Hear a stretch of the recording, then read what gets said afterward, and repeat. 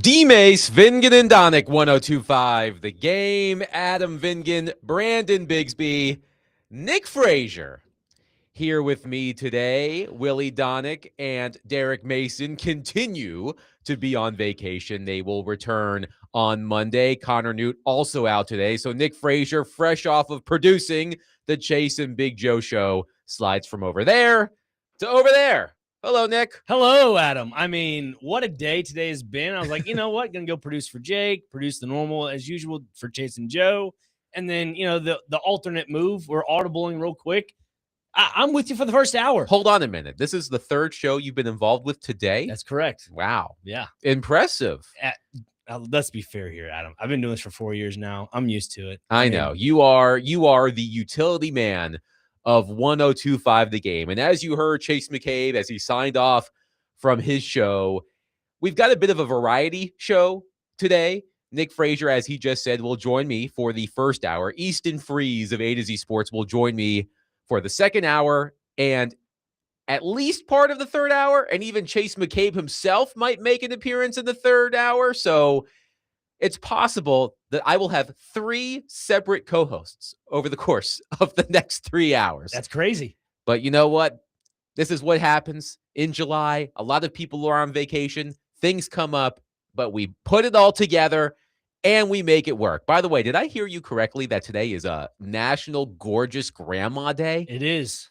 Well, great. Shout out to my grandmother, Dana, Christine, Nani, as people know her. Nani, the infamous Nani. She is the most gorgeous grandmother. Or the notorious Nani. Do you prefer the infamous Nani or the notorious Nani? Both work. I like alliteration, so I'm going to go with the notorious Nani. Yeah. Notorious is great. That works. That has a great ring to it, too. The notorious Nani. It's like Conor McGregor, the notorious Conor McGregor. I can imagine like Michael Buffer announcing that. She walks into the ring. How old is Nani? She is 83 going on 84. Wow. So she is doing really well. We're going to celebrate my cousin's wedding in October. So very nice. Well, if you can, make sure you tell your incredible grandmother, happy, gorgeous Grandma Day. You also heard from Chase McCabe right as he signed off that the Tennessee Titans have announced that J.C. Latham and Amani Hooker have been placed on the physically unable to perform list ahead of the start of training camp next week. Players placed on the PUP list during training camp can come off of it at any time. Paul Kaharski has reported that Latham and Hooker are short-term injuries, and they are expected to be on the field soon. So perhaps no cause for alarm, but it is a big training camp, a big season for J.C. Latham as he gears up for year 3. So the sooner he can get on the field, Frazier, the better. I'm not trying to overreact here. I am very concerned. I am very concerned about J.C. Latham. You've had 40 days to get right. I don't know what you're doing in those 40 days. If you're going to the beach and you fell on a seashell, I don't know. But I would be concerned if I'm a Titans fan, because this is the make or break year for a guy like J.C. Latham. The fact that you can't seem to be healthy in the offseason, obviously last year had the whole hip situation, cleaned out his diet. Now you have this situation going into year 3. To me, I'm almost ready to just pull the anchor up and let the ship go all the way out. I'm not there yet. This is a huge year for J.C. Latham. Of course, I mean, you can replay shows we've done in the summer of 2025, the summer of 2024, the summer of 2023. I can't remember the last summer we didn't have concerns about the Titans offensive line, and that is indeed the case entering training camp. Practice starts next week, by the way. Rookies reported for training camp today. Veterans report for training camp next week. First practice a week from yesterday, Wednesday, July 29th. So J.C. Latham's progress is going to be a big storyline during Titans training camp, but he will start training camp on the physically unable to perform list, as will Amani Hooker. Paul Kaharski says they are short-term injuries, and both are expected to be on the field soon. Last night, Frazier, we had some friend of the station on friend of the station crime. So last night, I had the distinct honor and pleasure of attending AEW Dynamite and Collision at the Pinnacle. It was a fabulous show. If anybody else was there, 615-737-1025. Tell me how much fun you had. I had a blast. And this might be a little bit of a spoiler, but a couple of days ago, Frazier, you were in my seat right now. And in this seat to my right was Ricochet of The Demand. And last night at AEW, friend of the station, friend of the show, Jeff Jarrett, Hendersonville's own, smashed Ricochet over the head with a guitar. No. Yes. So we had friend of the station on friend of the station crime last night at AEW. I love it. I know it sounds terrible. I love it. You want to know why? Because Jeff Jarrett deserves to smash somebody over the head with a guitar. Now, you were sitting next to Ricochet for a good amount of time. I was. Did you get the vibe that he was someone who probably deserved to get hit over the head with a guitar? A little bit. A little bit. Just because of the Cuban that was around his neck. It had all the diamonds and gold watch, another gold chain. There's something about a man who just wears a vest. Like he didn't have a shirt on under the vest. He was just wearing a vest. And hey, you know what? If I had the physique of Ricochet or any professional wrestler, I would also probably wear a vest with no shirt. Yeah. But he's got the bling. He's a cocky son of a gun. He gave me like what's the best way to put it? He gave me a mixture of like biker Undertaker vibes with the jacket, the cut off sleeve jacket. And then, I guess the best way to put it would be, Ted DiBiase, the $1 Million Man, a little bit. I don't know. With all the bling going on, that's just me. So friend of the station crime on friend of the station crime last night, Jeff Jarrett giving Ricochet a guitar shot to the head. And the crowd loved it. Of course, Jeff Jarrett, Hendersonville's own. So it's SEC Media Days. I believe today was the last day of SEC Media Days. And speaking of college football, Mitch Light of The Athletic will join us in roughly 10-15 minutes to talk about SEC Media Days and college football. But one of the viral moments of SEC Media Days came, I believe this was yesterday. New Florida coach John Sumrall was at the podium doing his State of the Gators address when someone's phone went off in the crowd. We have the clip of him reacting to it, which went viral. Here's John Sumrall from yesterday. I'd say no two decisions are alike. Like Lane and I are friends, and Lane and I talked several times through the process of October, November about what it was looking like for both of our schedules of how things were going to unfold. And you would be kicked out of our team meeting. I swear, like, you're lucky I'm not going to throw this freaking podium right now. Like, it drives me crazy. I would say, who is that? But I'm not going to embarrass anybody. But no. Anyway, so that was John Sumrall reacting to someone's phone going off in the conference room where this State of the Gators address was going on. And I get it, Frazier. I've been to many news conferences in my day. A lot of people use their phones as recording devices now. I've seen coaches actually answer phones at the podium where somebody puts their phone right in front of the podium to record the news conference. Someone calls, the coach picks it up and talks to the person on the phone. I've seen that before. But this is something that I thought about as I was seeing this clip go around social media. Do people actually keep their ringers on their phones? I can't remember the last time I had my ringer set to on my phone. My phone is forever on vibrate. So am I alone in this? Like, I honestly cannot remember the last time I had my phone set to actually ring when somebody called. Oh, I'm always on the ring. I have a special ringtone. It's the Professional Darts Championship ring. Okay. It's fantastic. I alternated in the spring for the NRL, the National Rugby League, when they have their little jingle. I put that as my ringtone. I'm a ringtone guy.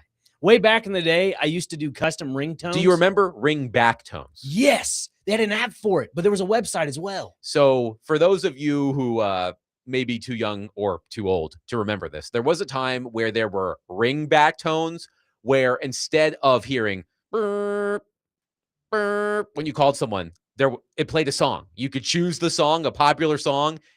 That's what you heard when you called somebody. I love it when you call me Big Papa. That always played for somebody. That was your ringback tone? Not mine. No, not mine. But I know Speaking of Notorious, that was your ringback. Okay. No, it was not mine. But I do know somebody that did use that as a ringtone. But when I saw the clip from Sumrall yesterday, my first thought was, who keeps their phone on, like having the ring on in today's day and age? I can't remember. Benjamin says, always having the ring on is insane. Go to jail, LOL. Like, to me, it's hilarious. I just keep it on vibrate at all times.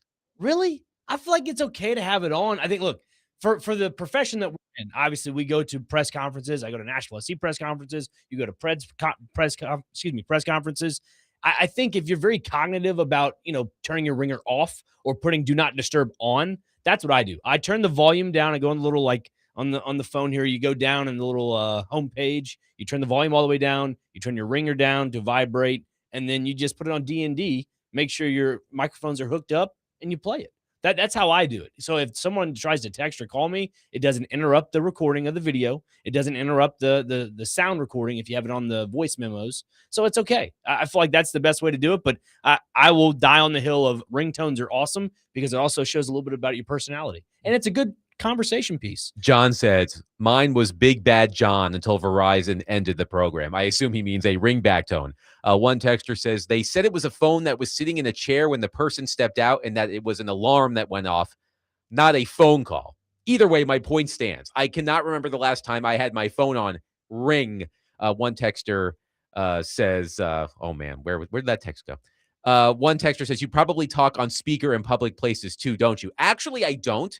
And I experienced that today when I was at the gym. There was a gentleman on an exercise machine nearby who was having a very loud conversation over speakerphone with no headphones on. That's even worse. Like, to me, that is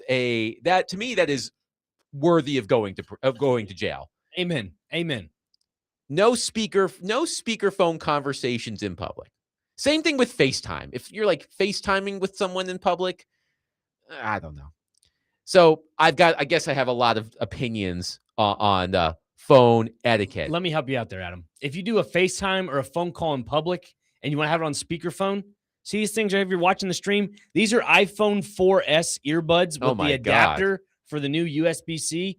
Get one of these because you can put them in your ears and you can talk with the little microphone that's built into it. So I'm with you, Adam. If someone's out there doing speakerphone, FaceTime stuff, look, to be fair, that is jail worthy. We do have some breaking NFL news. According to Ian Rappaport, within the past 10 minutes, the Baltimore Ravens have waived Diego Pavia prior to training camp. Wait a minute. What? The Ravens have waived former Vanderbilt star quarterback Diego Pavia prior to training camp, according to Ian Rappaport of ESPN/NFL Network. So Diego Pavia will not be with the Ravens prior to training camp. Now, Adam Schefter is saying the same thing. So Diego Pavia will not be taking part in Ravens training camp. He has been waived. So the money that none of that was guaranteed, I assume? I don't know the details of the 3 contract. years, $3.1 million undrafted free agent contract, but was waived. So, I mean. Yeah, I'm not sure what the financials are. Gotcha. But I do wonder what's next for Diego Pavia. He went undrafted, of course, in the NFL draft, despite being the runner-up for the Heisman Trophy. It was always going to be difficult for Pavia to carve out a career for himself in the NFL just because of his limitations as a quarterback. Don't get me wrong. He was outstanding this past season for Vanderbilt. But there are always players, not just in college football, across college sports, who are tailor-made for college, but their skill sets do not translate to the NFL. He's a shorter quarterback. He's limited in what he can do as a quarterback. He runs a very specific system. I do think he can be useful for an NFL team, but I do wonder what's next for Pavia. One texter says, recently on an elevator, a well-dressed man casually voice texting, tell them we will be in the Hamptons this week. We just got invited to the World Cup final. I mean, hey, flex. One texter says, turn the ringer off. So rude. I mean, if you use your ringer, that's fine. I'm just saying, I cannot remember the last time I had my ringer on my phone. So when Sumrall made that comment, I thought, that would never happen to me because I never have my ringer on. So just something I thought about. That's fair. One texter says, I thought the NFL news you were going to announce was the Jake Paul NFL news. Sometimes, look, the internet, where would we be as a society without the internet? Don't answer that question. Like, we probably would be better off in some ways without the internet. I'm not sure if you saw this, Frazier, but apparently Jake Paul did an interview with Front Office Sports where he claimed that there were a couple of NFL teams and coaches who are interested in bringing him in. And he said, quote, this is a real quote from Jake Paul. There is a lot of super mediocrity in the NFL, a lot of not good athletes, end quote. He claims he's faster, stronger, he's got better hands. Look, man, you've carved out a career for yourself as a boxer, fighting over the hill boxers. That's great. Not knocking the hustle. Let's not get carried away. So, speaking of things that went viral on the internet, one texter says Pavia will be boxing a YouTuber in 3 months. Well, maybe Diego Pavia will box Jake Paul. It's a possibility. 615-737-1025. We'll take your thoughts on whether it's okay to have your ringer on in public. Also, it has been reported that the Baltimore Ravens have waived Diego Pavia before the start of training camp. 615-737-1025. Coming up next, Mitch Light of The Athletic will join the program. We'll get more into SEC Media Days with Mitch coming up next. 615-737-1025. Today, the Nashville Sounds take on the Sugarland Space Cowboys. Yes, that is true. First pitch is at 7:05 p.m. Catch all of the action on 94.9 The Fan, presented by Twin Peaks Family Leisure, Maple Street Biscuit Company, and Social Cantina.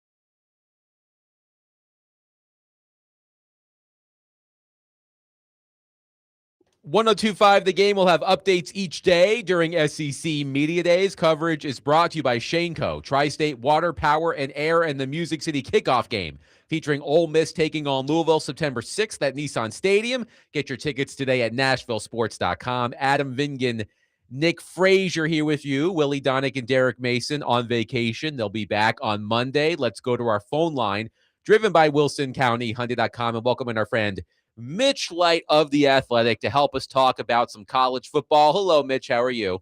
I'm doing great, Adam. Hope you guys are doing well. We are. So let's actually start with the recent news that just broke within the past 15, 20 minutes or so. The Baltimore Ravens have waived Diego Pavia prior to the start of training camp. We talked about this with you, Mitch, at the time. We know that Diego Pavia's NFL career prospects are probably limited because he is an unconventional quarterback. He's a shorter quarterback. So what do you think is next for Diego Pavia? Do you think he can land with another NFL team in time for the start of training camp? Well, I would expect, he'll probably get invited to another camp and get another tryout. I forgot who it was, but the Ravens signed another college free agent quarterback right, I think the same day they signed Pavia. Again, the name escapes me. I believe it was the quarterback from UConn. Joe Fagano. Yes. So who had a really good year this past year. So, just a numbers game with them as far as they just thought Fagano was better from, it's so early. I mean, I guess that's the disappointing thing from Pavia's standpoint. Like, he didn't even make it to training camp, but it could be also one of those things where they're doing him a favor where, like, you're not going to make this team. You're not even the top rookie free agent. We'll let you, try and latch on with another team. So my guess is he bounces around. Knowing him and knowing, kind of his mindset, I don't think he's going to let one release deter him. I think he will continue to try to play football. There's other, there's other ways to play professional football. There's the Canadian Football League. There's leagues in Europe and stuff. So I think we will see Diego Pavia on a football field, but probably will not be an NFL field this fall. SEC Media Days are wrapping up in Tampa. Mitch, I am curious for your opinion on the first-year coaches in the SEC, and I am going to include Pete Golding in this because he is entering his first full season as a head coach in the SEC. Between Golding, Alex Golesh, Ryan Silverfield, John Sumrall, and Will Stein, which first-year SEC coach do you think made the best first impression at SEC Media Days this week? Well, Golding was entertaining, I would say. Someone said, like, Pete Golding was boring for 17 minutes and then let it rip after that. But I'm a John Sumrall fan. I thought he was impressive this week, but I just think of all these first-year coaches. You look at his resume. He took over a Troy program that had 3 straight losing seasons. Like, if he had just gone to Tulane and won, you'd say, okay, Willie Fritz built that program back up. All he did was kind of sustain, but that's not what he did. He went to Troy. They had 3 straight losing seasons, had a great record there, goes on to Tulane, has to rebuild because, when Willie Fritz left, they lost a lot of their players. In this era, it's hard for schools like Tulane to retain. Won big at Tulane, and he held on to some of his best players there. So some of their elite talent elected to remain. So I'm a fan of him. Bruce Feldman wrote a column today, and Bruce knows John Sumrall really well, and I think basically said that it's the best thing to happen to Florida football in 2 decades, and I tend to agree. So, Will Stein, you liked his bravado at Kentucky. He's a guy that has a good track record as an offensive coordinator, but if you're asking me would I'd rather take John Sumrall, who's won at 2 different schools, or Will Stein, who's been a coordinator at Oregon, I'd take Sumrall all day. Mitch, Brett McMurphy tracked Lane Kiffin's opening statement today at 2,807 words. By comparison, Mike Leach in 2022, 5 words. And those 5 words were, I appreciate that, any questions? So Lane Kiffin filibustered as much as he could, knowing that he was the main event of SEC Media Days. How do you think Kiffin handled himself today? Veteran move by Kiffin. You can't, that's like on a radio. If I'm on a radio interview with you guys, and I don't want to answer a lot of questions, I just take 2 or 3 minutes to answer the question, and then I know you guys have to go to commercial. So, this is not his first rodeo. I thought he was fine. He spent a lot of time trying to convince everyone why he went to LSU and how LSU's, quote, just different. And I think that's what he tried to do again today. I would have to compare it to other media day events, but he seemed to be swaying a lot when he was talking up there, which usually indicates you're kind of nervous, although he shouldn't be nervous. He's spoken in front of the media a lot. It was notable his social media ban, which is, not good for us that like to talk about college football. But I thought he was fine. He kind of even said he didn't like the way he handled the situation. He should have just said less, and I think that's what he needs to do moving forward. He's the coach at LSU now. He needs to accentuate the positives of LSU, which he's clearly doing, and not talk about Ole Miss. Mitch Light of The Athletic is with us. Mitch, a couple of your reporters, Antonio Morales and Sam Kahn Jr., earlier this week published their college football quarterback tiers, ranking every projected starter from 1 to 138. As you probably expected, it has generated a lot of discussion. What do you think the most, quote-unquote, controversial ranking on this list is? That's a good one. And I'm the primary, I'm both those guys' editor, and I edited this piece. So if you got any, don't yell at me about the rankings. Will do. That's on me. I still think, Arch is always controversial. I think the fact that we have Drew Methamaker, a guy who did not start a varsity high school game, who's actually from Austin, Texas, ahead of Arch Manning, that has drawn a lot of interest, I should say. So maybe Methamaker at 6, and for those who don't know, he was at North Texas last year, then followed his coach, Eric Morris, to Oklahoma State. So Methamaker that high at 6, we've gotten a lot of feedback on. I'll tell you one guy we've written another story about this, who was the most polarizing is Julian Sayin. Now, he's number 5 on our list. And some people think he's just a caretaker. And for those that listeners out there, this was a ranking by Antonio and Sam, but it was heavily weighed by, they talked to like general managers, coaches, head coaches, assistant coaches, got their input. And a lot of people they talked to think that Julian Sayin is just a game manager. There's nothing really special about him. He just happens to play on an elite team with great wide receivers. Then there's others that say, no, he's got it. He's a future NFL quarterback. He's an elite player. So I think, again, it's going to be hard to judge Julian Sayin this year because their wide receiving core is so good, but he might be the most polarizing quarterback in college football. Mitch Light with The Athletic is almost as here on DVD. Mitch, when it comes to Vanderbilt here in town, obviously 9 transfers, 5 true freshmen on the offensive side of the football, one of them being Jared Curtis, potentially could be the starting quarterback. How do you dissect the way Clark Lee has, basically evaluated this past offseason?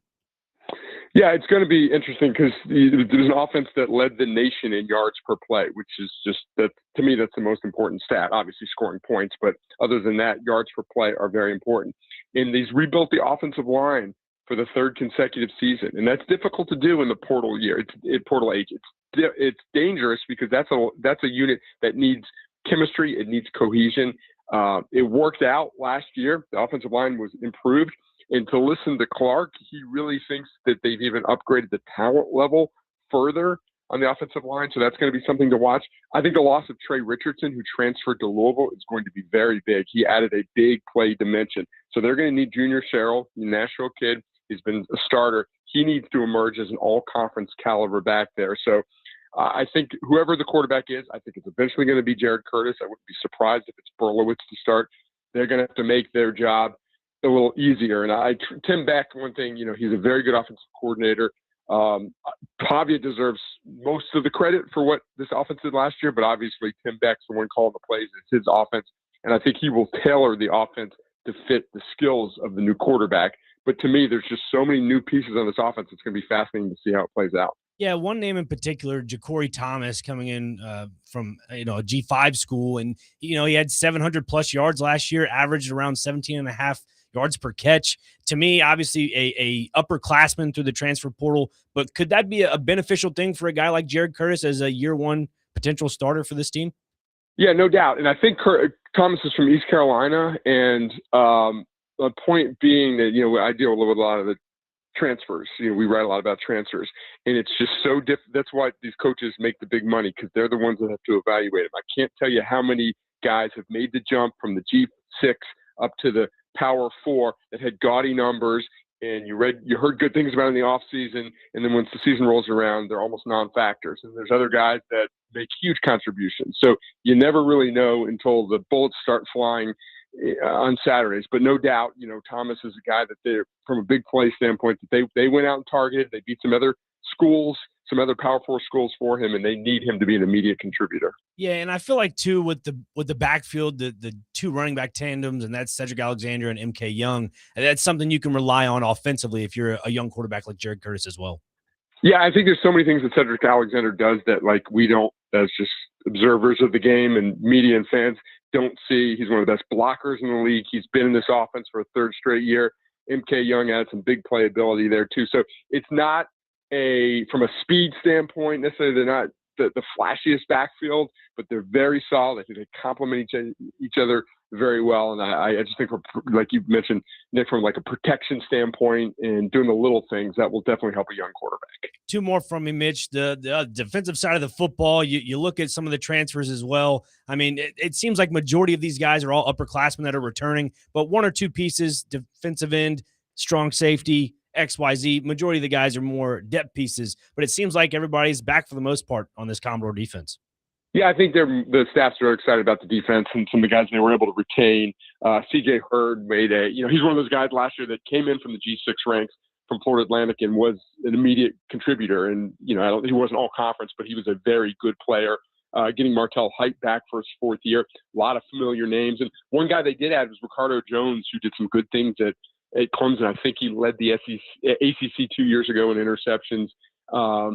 So I think with so many bodies back, especially in the front seven, Nick Rinaldi, technically I don't think was a starter last year, but is a really good linebacker. So I think they feel very good about this defense this year that had its moments last year, but also had its moments where it couldn't really stop anyone. You look back at the bowl game and they could not get a stop against Iowa when they needed to. It kind of fell down two scores. So it was a solid defense, but far from a great defense last year. All right, last one here, Mitch. When it comes to Vanderbilt, obviously they're known for football now, and obviously baseball has been the big thing there. I saw the news recently, Tim Corbin's hiring a GM-style role for that baseball team. What are your thoughts on that? Does that elevate the program, or does it keep it where it's at?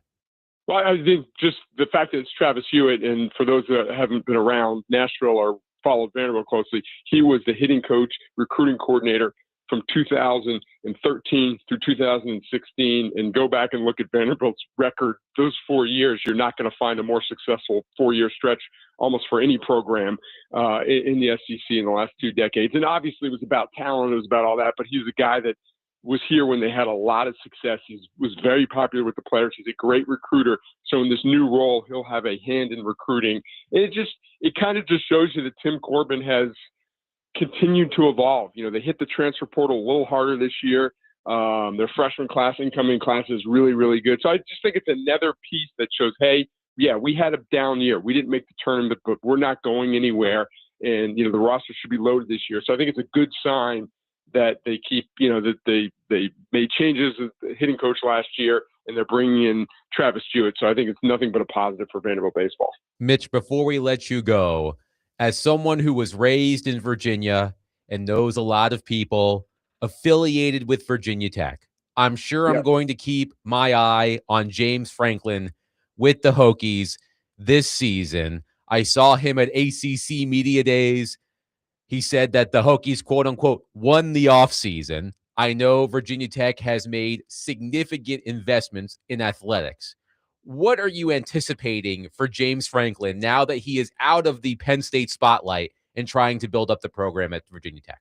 Well, as James knows, there are no games played in the offseason, so he can be happy about winning the offseason, but it matters to win in September and October. I think it was a perfect fit. I think he's the right coach at the right time for Virginia Tech. You talked about an investment, unprecedented investment there. ACC, there's room for mobility, a lot more mobility in the SEC than in the SEC than in the ACC, than the SEC. They can make that climb. There's really, Clemson is a little down. Florida State's obviously very down. Miami is elite right now, but they can climb the ladder in that league. He's recruited well so far. But some of the things that have haunted James in the past, he needs to get past as well. winning games he's not expected to win. You can't just go 8-4 and beat the teams you're supposed to beat and lose to the better teams in your schedule. He's talked about maybe getting more involved in the offense, which kind of makes you cringe. Either as head coach, you want him to be the play caller or let his offensive coordinator do his thing. So there's certain things that he said that have kind of made me cringe. There were some of the things he said at Vanderbilt and some things he said at Penn State. But again, big picture, I think it was a great hire for Virginia Tech. I think he's re-energized. I think he's motivated to prove that he's still a hot coach and that he didn't just flame out at Penn State. And, we won't hear from him again. Mitch Light of The Athletic has been our guest on D. Mace, Vingan, and Donick. Mitch, as always, a pleasure. We'll catch up soon. All right. Take care, guys. 615-737-1025. We'll take your thoughts on what Mitch Light had to say about college football. 615-737-1025. But coming up next, one of Nashville sports history's greatest monsters is back in a familiar uniform. I'll explain coming up next. 615-737-1025. We are broadcasting from the Busy Bee Plumbing, Heating, and Air Conditioning Game Nashville studios. What are you doing, Frazier? Yes. I'm trying to do a live read here. Home of the $99 yearly Beehive membership, where the buzz is always about great service.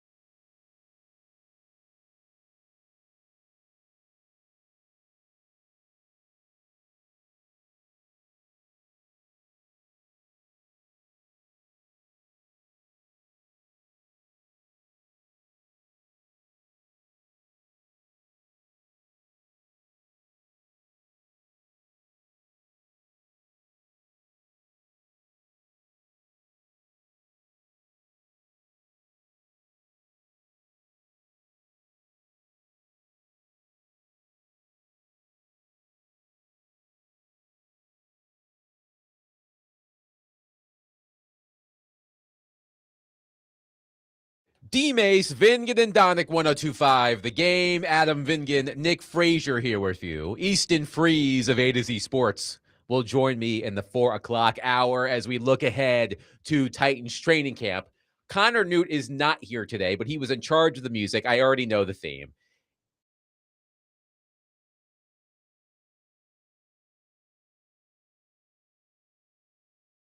First two. Okay. It's not all that. Okay, well, we'll see. We'll see what happens over the course of the program. But before the break, Frazier, I said, one of Nashville sports history's greatest monsters is back in a familiar uniform. It was announced today by the Chicago Blackhawks that Patrick Kane is returning to the organization on a 2-year deal. So that will be a sight for Predators fans. I don't have the Predators schedule in front of me. At least 2 visits from the Blackhawks this season, maybe 3. Now that the season's 84 games, I don't know how many times each team goes to the other team. But Patrick Kane, back with the Chicago Blackhawks, traded from the Blackhawks to the Rangers, I think 3 years ago, spent a couple of seasons in Detroit, but he lands back in Chicago on a 2-year deal with an $8 million cap hit.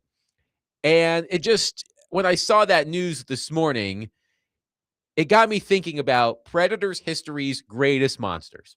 And Patrick Kane is absolutely on that list. You could make the case that Patrick Kane is atop that list.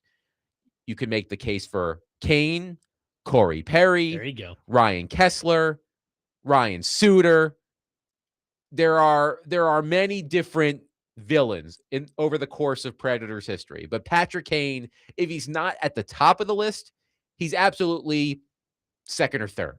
So Predators fans haven't seen a lot of Kane over the past couple of seasons because he's been playing in the Eastern Conference, and the Eastern Conference teams only come here once a year, but he's back in the division. He's back in a familiar uniform, still wearing number 88.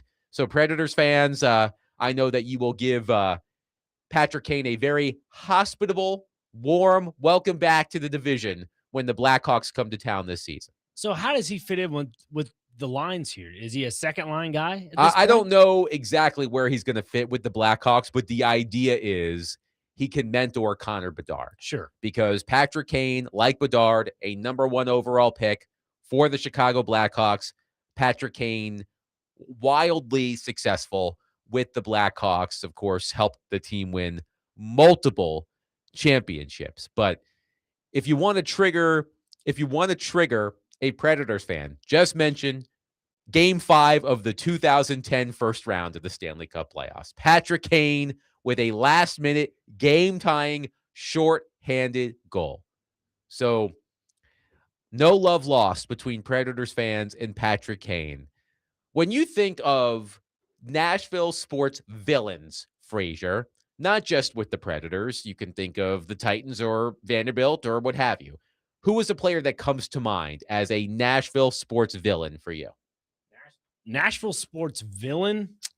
Man, that's a really good question. I feel like there should be a few that rattle off the top of my head immediately. I mean, not a villain. He's actually a coworker of ours, Derek Mason, but it hurt. It hurt seeing him go to Baltimore. Now, I wasn't here when Derek left Nashville for Baltimore. Yeah. I'm not sure if he relished the villain role. And as is my understanding, Derek didn't want to leave Tennessee. Yeah, it was all a front office situation for sure. Right. I mean, the game that comes to mind, because this popped up on Jason McJoe earlier, of like, what is the first Titans moment that comes to your brain? And it came up immediately for me, and it was the 2009 AFC divisional game against the Baltimore Ravens here, where the Titans lost 13-10. That's when Kerry Collins was backing this team. Chris Johnson had the whole ankle injury situation and scored a touchdown earlier on in that game, if I'm not mistaken. And then, the second half happens, and I'm sorry, it was the first touchdown for Baltimore.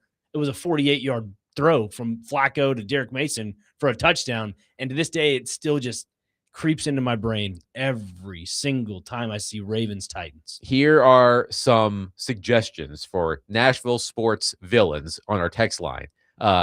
Multiple people have said Corey Perry. I mean, Corey Perry for years with multiple teams. Of course, with Anaheim, who can forget Perry knocking out Ryan Ellis from the Winter Classic. Perry is absolutely at or near the top of the list. Benjamin says Peyton Manning. Yep. One texter says Ray Lewis. I got another one. Okay. Andrew Luck. The Titans never could seem to have his number. I know that's kind of like a, what are you talking about? No, seriously. Every time the Titans played the Indianapolis Colts and Andrew Luck was the quarterback, there was not a win on that schedule. I'll tell you that straight up. Andrew Luck seems too kind Exactly. to be a villain. He is a silent villain. He's a silent killer. He's a silent killer. That's how he is. I mean, am I wrong or am I right, Brando? I think you're right. I mean, he's not a villain in terms of, the way he acted or the bravado, but there's no one that a fan base hates more than someone that they can't beat. Yeah, he let his play do the talking, and it was vicious. Would either of you two like to guess what Andrew Luck's career record was against the Tennessee Titans? Oh, just a random guess, 12-4. Brandon? 15-0. He was 11-0. Andrew Luck was 11-0 against the Tennessee Titans. 21 touchdowns to 9 interceptions and 11 career games against the Tennessee Titans. I actually have two villains that come to mind, and they're both very adjacent to the sports that you guys cover. I'll start out with yours, Adam. Sidney Crosby, I think, will qualify. I know that there's not a long history there, but considering his impact in that Stanley Cup final and how hated this fan base kind of seems to still be towards him, I think you can make an argument he's on there. Okay. One texter says T.Y. Hilton. A lot of Colts on the list. We've heard Andrew Luck. We've heard Peyton Manning. Now we hear T.Y. Hilton. Dustin says Jonathan Taves, yet another member of the Chicago Blackhawks. Eli says Ed Reed with the cheap shot on Chris Johnson in the Ravens-Titans 13-10 game. Same one that I was talking about earlier with Derek Mason's touchdown. I'd say another one for hockey, for all the early Nashville Predator fans and Pred Wing fans, Chris Chelios.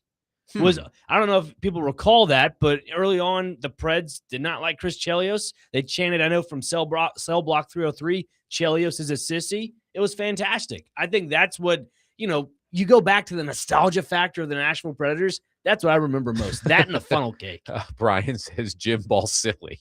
Yes, Balsillie trying to move the Predators to, was it Hamilton, Ontario? Yep, Hamilton, Ontario in 2007. By the way, the Chicago Blackhawks visit Bridgestone Arena on December 3rd and April 1st. So those are your two opportunities to boo the living hell out of Patrick Kane. Signing with the Chicago Blackhawks today, a reunion with the Blackhawks, a 2-year deal, an $8 million cap hit after a few years away. Nobody expected Kane to return to the Blackhawks after he was traded. But after a short stint with the Rangers, a couple of years with the Red Wings, Patrick Kane back in the division. Justin says, J.J. Watt, he still talks trash. Yeah. I know J.J. Watt has, I say this as politely as I can. He's got a rod up his rear end about the Tennessee Titans wearing Houston Oilers colors. I know that's like a huge thing for him. No, I mean, because he was a Houston Texan through and through for the most part. Obviously had a little stint in Arizona, but that guy was bleeding Houston all day, every day. The Houston Oil, that was all him. So to see the whole Oilers jersey thing, again, they don't own it. It's Amy Adams Strunk. It is Bud Adams. That's their jersey. So get over it. One texter, John, says, I'm a diehard Preds fan, and I love Patrick Kane. That's an interesting choice. John, that's like saying you're putting pineapples on pizza. I mean, I have no problem with pineapple on pizza. Let's not bring that. I'm against. Let's not bring that into this. Okay. Are you kidding me? You can, Adam. What? Are you kidding me? I don't mind it. I don't actively order it, but I won't turn it down. So let me guess, you put barbecue sauce and chicken on pizza as well? I don't really like barbecue pizza. Good. All right, we're good. One texter, Jack, says Nashville hasn't had teams long enough to have villains. I mean, both teams have been here for what, almost 30 years? 27. I think nearly 3 decades is long enough for teams to have villains. But back to John saying he loves Patrick Kane and he's a diehard Predators fan. I mean, look, Patrick Kane, certified first ballot Hockey Hall of Famer. When his career is over, you can appreciate the skill. But, I mean, come on. You can't be a Preds fan and love Patrick Kane, especially now that he's back with the Blackhawks. April in Portland says Ryan Getzlaf. Yep, a lot of members of the Ducks, Perry, Getzlaf, Kessler. One texter says Marc-Andre Fleury.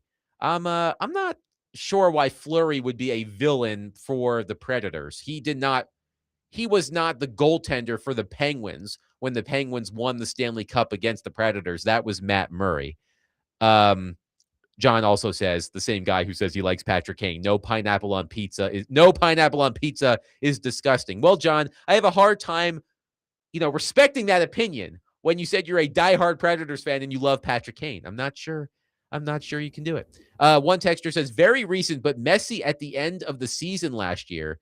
Something like 12 to 15 goal contributions in like 5 games to end the regular season and playoffs against Nashville SC. Yeah, it's a villain-esque for sure. I mean, that's a rivalry that is starting to really brew with the last couple of seasons. I think it really dates back to the Leagues Cup in 2023, the final that was taking place here in Nashville, because the buildup for that championship match, it was Lionel Messi's first season kind of coming from the transfer window to Nashville SC, a veteran S team, and you had Hani Mukhtar, obviously in his prime at that point. It still is in some cases, but that would say true brood rivalry right now, and I love it. They'll be in town here pretty soon, August 15th. That was the other one I was going to say when I was mentioning the 2 different sports that you guys both cover, because obviously with Messi, he's an international star. His time with Barcelona is kind of what everyone's familiar with. It feels weird to say that somebody like him would be a enemy to a national SC team that hasn't been in the MLS for 10 years. But would you actually consider Messi to be one of those Nashville villains? Yeah, I would. And to add on to that, another one of his friends on that team that is now retired, Jordi Alba. Jordi Alba is just an instigator that I'm like, dude, you got to stop this. I mean, if I were playing against him, I would be aggravated to be on the same field as him. So that's a left back way back in the day that played with Messi. So one texter says, whoever made the game-winning tackle in the Super Bowl against the Rams. I don't remember who tackled Kevin Dyson, but yes, certainly goes down in history as a villain. 615-737-1025. I just thought that was interesting today. Seeing the Chicago Blackhawks reunite with Patrick Kane, certainly one of the biggest villains in Predators history, and it got us talking about biggest sports villains in Nashville sports history. You can keep them coming. 615-737-1025. Frazier, thank you very much, my friend. You're welcome. For filling in so capably. Absolutely. Coming up next, Easton Freeze of A to Z Sports will join the program. He will help us preview Titans training camp. A lot to get into with Easton coming up next. 615-737-1025. Nick Frazier, Adam Vingan, 1025 The Game.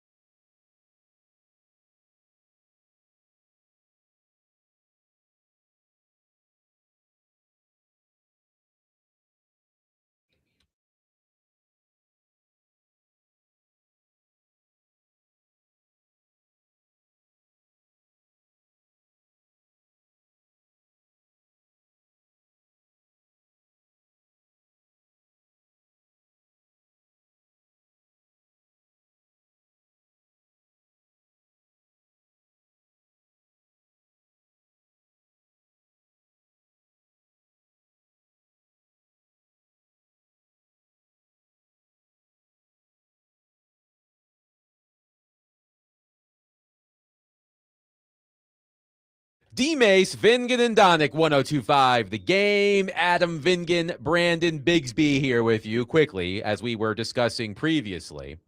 Nashville sports villains with the news that Patrick Kane is returning to the Chicago Blackhawks. Many of you have reminded me that it was Mike Jones who tackled Kevin Dyson short of the goal line in the Super Bowl. So he certainly counts as a Nashville sports villain. I appreciate Nick Frazier hopping in for the first hour. I am now joined by my good buddy, Easton Freeze of A to Z Sports. And let me tell you how hardworking Easton Freeze is. He pulled over to the side of the road on his way here to write a story about the news that the Tennessee Titans have placed J.C. Latham and Amani Hooker on the physically unable to perform list ahead of training camp. That is dedication, my friend. But I know that people are probably freaking out, of course, about the idea of J.C. Latham. This is a big year for J.C. Latham, starting camp on the PUP list. What more can you tell us about this? Well, the PUP list every year around this time is something that every team has to deal with, right? Yes. A couple of guys on every team not going to start out practicing for various reasons. Some of them are coming back from last year's injuries. Some, in the case of these two guys, it sounds like, dealing with some off-season nicks and bruises, and some of them are just trying to ramp up. And so the difference in reasoning is always unknown. The time frame for how long they will be on PUP is also always unknown. And that's what makes this funny to me every year, is because everyone hears PUP, and I think it lives in the same file in our brains as IR.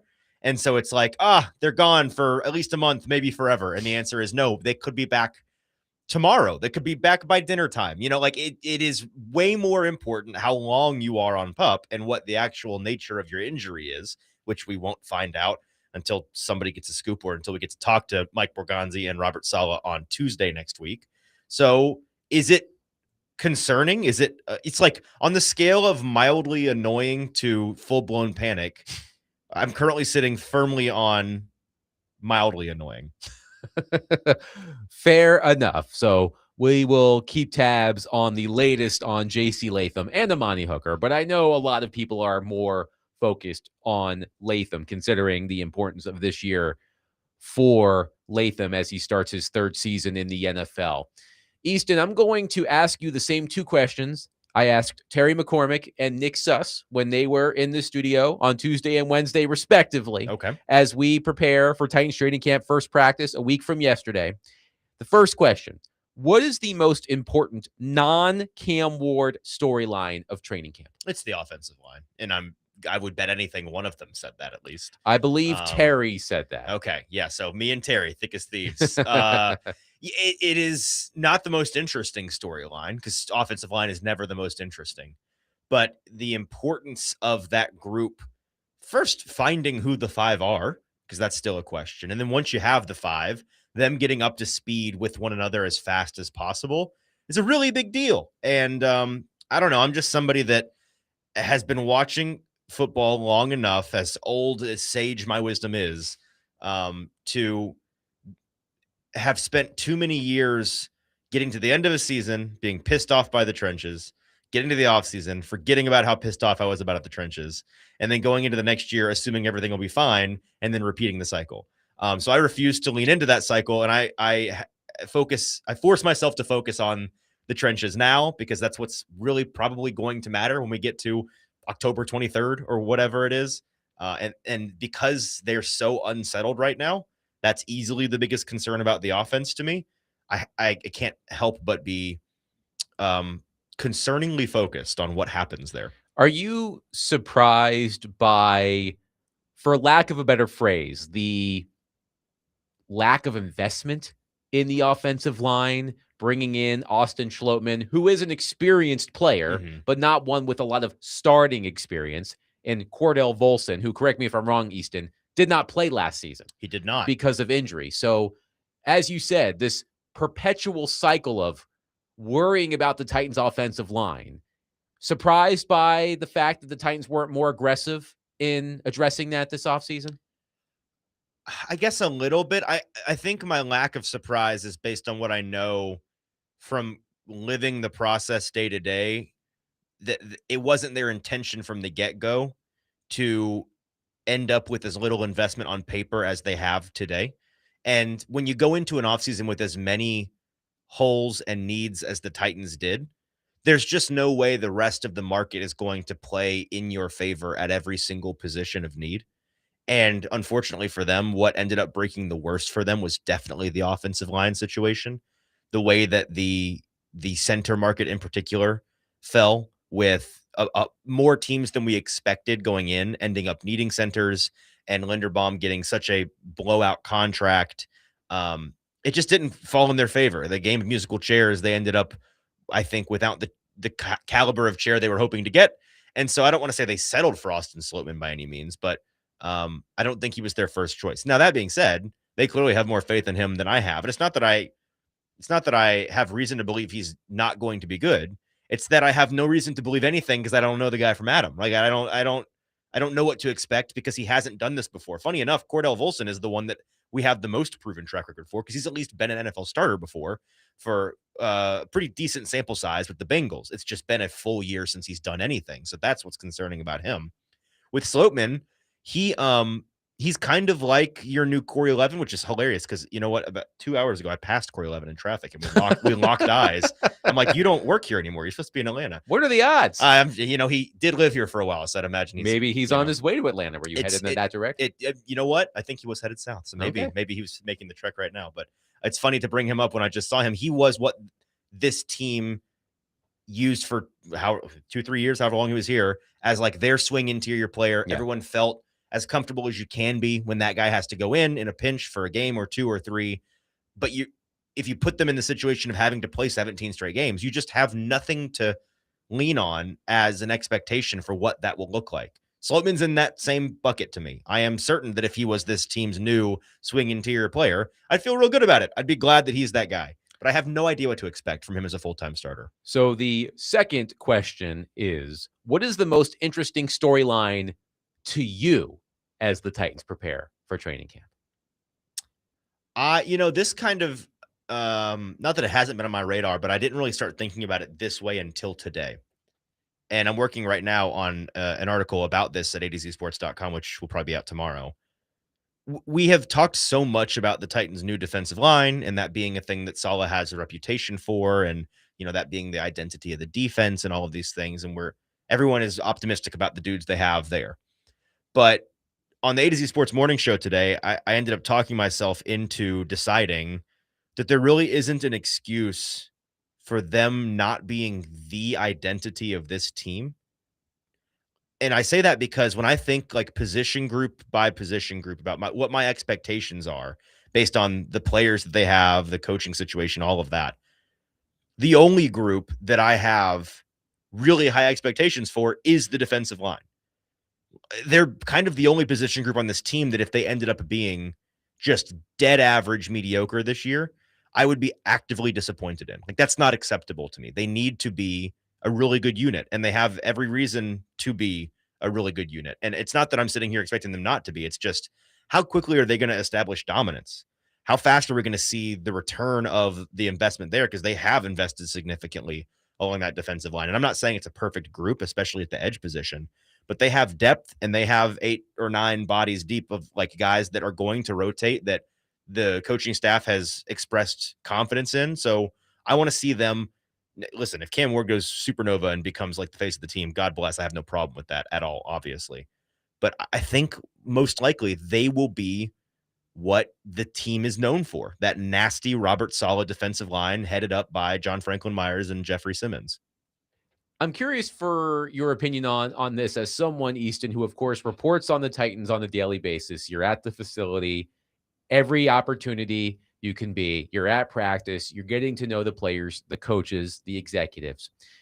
I am always fascinated by how certain teams are covered locally versus nationally. Mm-hmm. And we were having this conversation with Nick Suss yesterday. It's been a while since the Tennessee Titans really broke into the mainstream NFL conversation. And I know it can be tough covering a team that doesn't get a lot of attention, but as someone who absorbs a lot of content, I'm curious, what do you think the national media misses when discussing the Tennessee Titans? Just because It's not a team that the ESPNs and the Athletics and the NFL.coms are really focused on a daily basis the same way they are about the Rams and the Cowboys and the Packers and the Bears. So as someone who covers the team and as someone who consumes the content written about the Titans from a national perspective, what do you think national reporters and analysts miss when discussing this particular Titans team? That's I'd imagine everyone listening in their cars is screaming at the radio like, what don't they miss? Well, that could be. It is really that's a hard question, not because I can't come up with examples, but because I'm struggling to like bucket them all together. And so the kind of the cop-out answer I'm going to give is just like the details.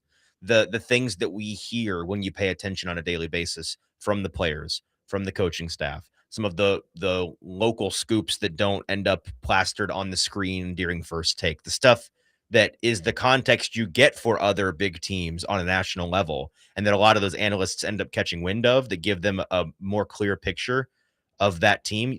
That doesn't make it through with the Titans a lot of the time. And so I don't think, I mean, I've got a lot of national analyst friends who I talk to on a regular basis, and the most common misconception is always not that they completely misunderstand the Titans, but that their view is always like 10 or 15% off, that it's like a little bit of a funhouse mirror, the way that they look at the Titans. And it's like, they've got the general picture, but you're missing an important piece here and there. And that is the kind of thing that only comes from paying attention. And for this team, it's been really hard to pay attention for the past couple of years, especially when their job is to talk about stuff that's interesting on a national level. And the Titans have been full blown fire sale by the trade deadline 2 years in a row. The reason I ask is now is the time that a lot of the big websites are writing their stories. Here's what to watch for every team as training camp starts. And expectedly, a lot of the Titans write-ups are about Cam Ward in year 2 and Robert Saleh and Brian Daboll. And as someone who reported on the team, like I had the privilege of covering the Predators when they really started to get more national attention, when they were on the rise. They went to the Stanley Cup final. They traded for PK Subban. They won the President's Trophy. So people outside of Nashville were really interested in the Predators. So like right now, right now, people who cover the Predators are experiencing the sort of the same thing that you're experiencing covering the Titans, because the Predators have been down for the past couple of years.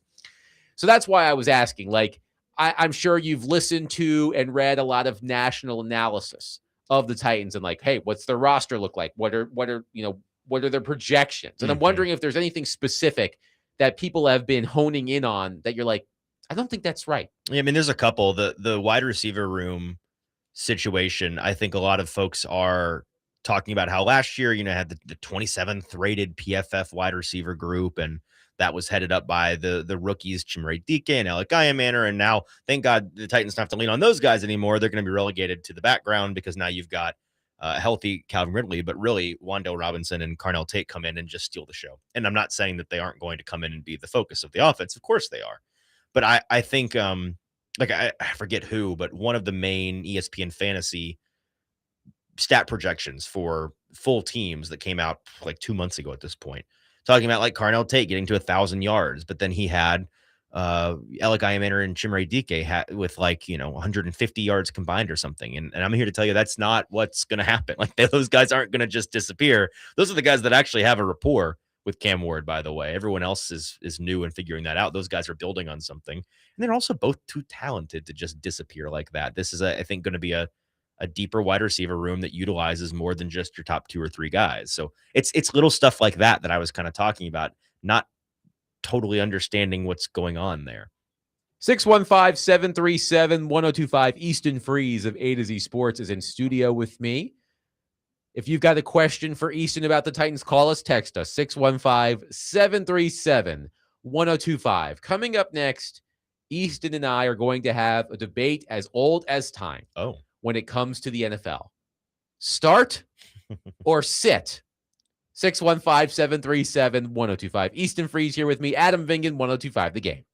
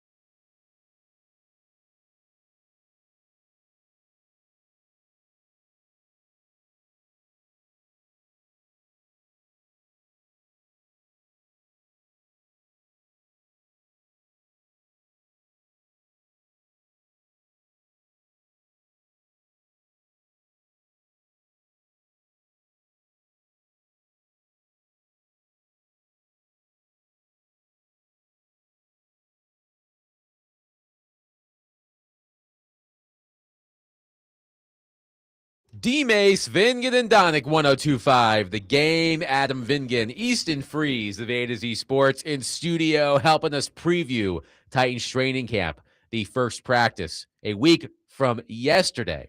And earlier today, Easton, the Las Vegas Raiders made news when they announced that Fernando Mendoza has signed his rookie contract. He's reporting for training camp. Good for him. Everybody's thrilled in Las Vegas. And the Raiders have made a point to say or suggest that Mendoza will not start the season as the starting quarterback. He will not. It appears that Kirk Cousins will start for the Las Vegas Raiders, and who knows when we will see Fernando Mendoza. But this fascinates me, Easton, because, of course, of the juxtaposition between Mendoza and Cam Ward, his predecessor as the number 1 overall pick. This time last year, there was no element of surprise or secrecy regarding Cam Ward. He was going to be the starting quarterback in week 1. Live with it. When the Titans signed Brandon Allen to be the backup quarterback, like, you knew, like, they're not starting Brandon Allen. Yeah. So Cam Ward started every game of his rookie season in the NFL. We don't know if and when Fernando Mendoza is going to start at quarterback for the Raiders. But as I said before the break, it's the age-old debate. What is better for a young quarterback, starting or sitting?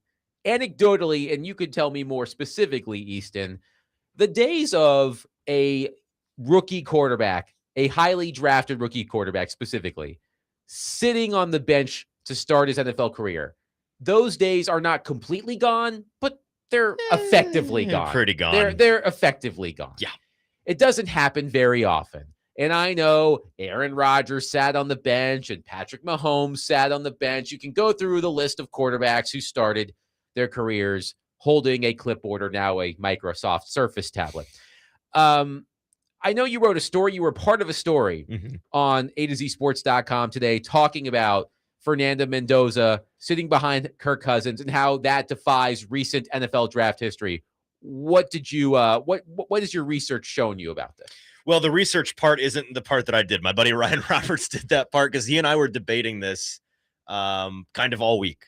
And he was, I do not dispute his research. His research is on point that very, very few of the past 20 first overall pick quarterbacks, the numbers in the article, I can pull it up here in a second.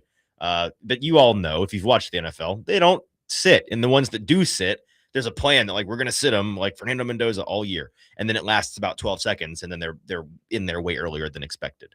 And a lot of that, in my opinion, is due to necessity, due to the pressure switch that gets flipped the second we go from offseason, preseason training camp into regular season, because the actual week-to-week news cycle and pressure cooker of the NFL is just so different. And you can have an awesome plan in the offseason that everybody is bought into and that you talk about for 5 months in a row. And then you get kicked in the mouth on September 12th and it's all over. And everybody's scrambling for a new plan. That's what makes the Raiders situation interesting to me, is because they are a really unique outlier that I think is going to allow them to do this, or at least do most of it. Again, their plan is, I can, reporter hat on. They definitely are trying, hoping is the word. They are hoping to play Kirk all year long and to redshirt Fernando. Whether or not they get away with that, or if by Halloween they're, like, this is dumb, we're getting Fernando in there. I won't speak to that. Again, hope is the operative word. But I think they can get away with doing it at least for a portion of the season because of the ownership situation and because of the support structure situation.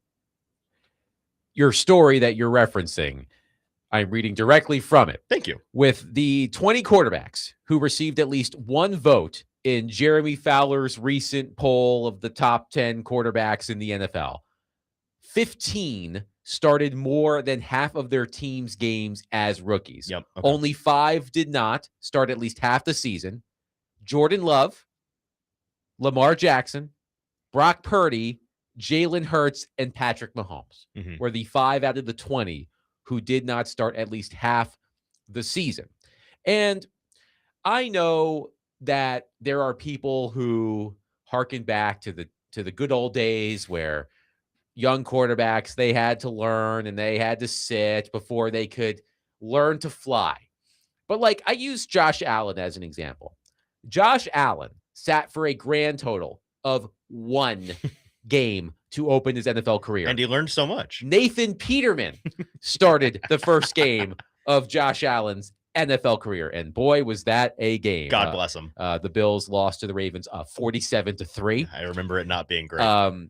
Like, you can't tell me that Josh Allen became Josh Allen, the Josh Allen we know today, because he sat behind Nathan Peterman for 1 game. Nobody's saying that. I know. Well, I mean, you'd be surprised. So, like, because Josh Allen came in and sucked for 2 years, and then he became Josh Allen. And we can talk about Brian Daboll if you want during the course of this hour, because Sure. of course Daboll was part of Josh Allen's development and now is being tasked with Cam Ward's development. Mhm. But I want to sort of play devil's advocate.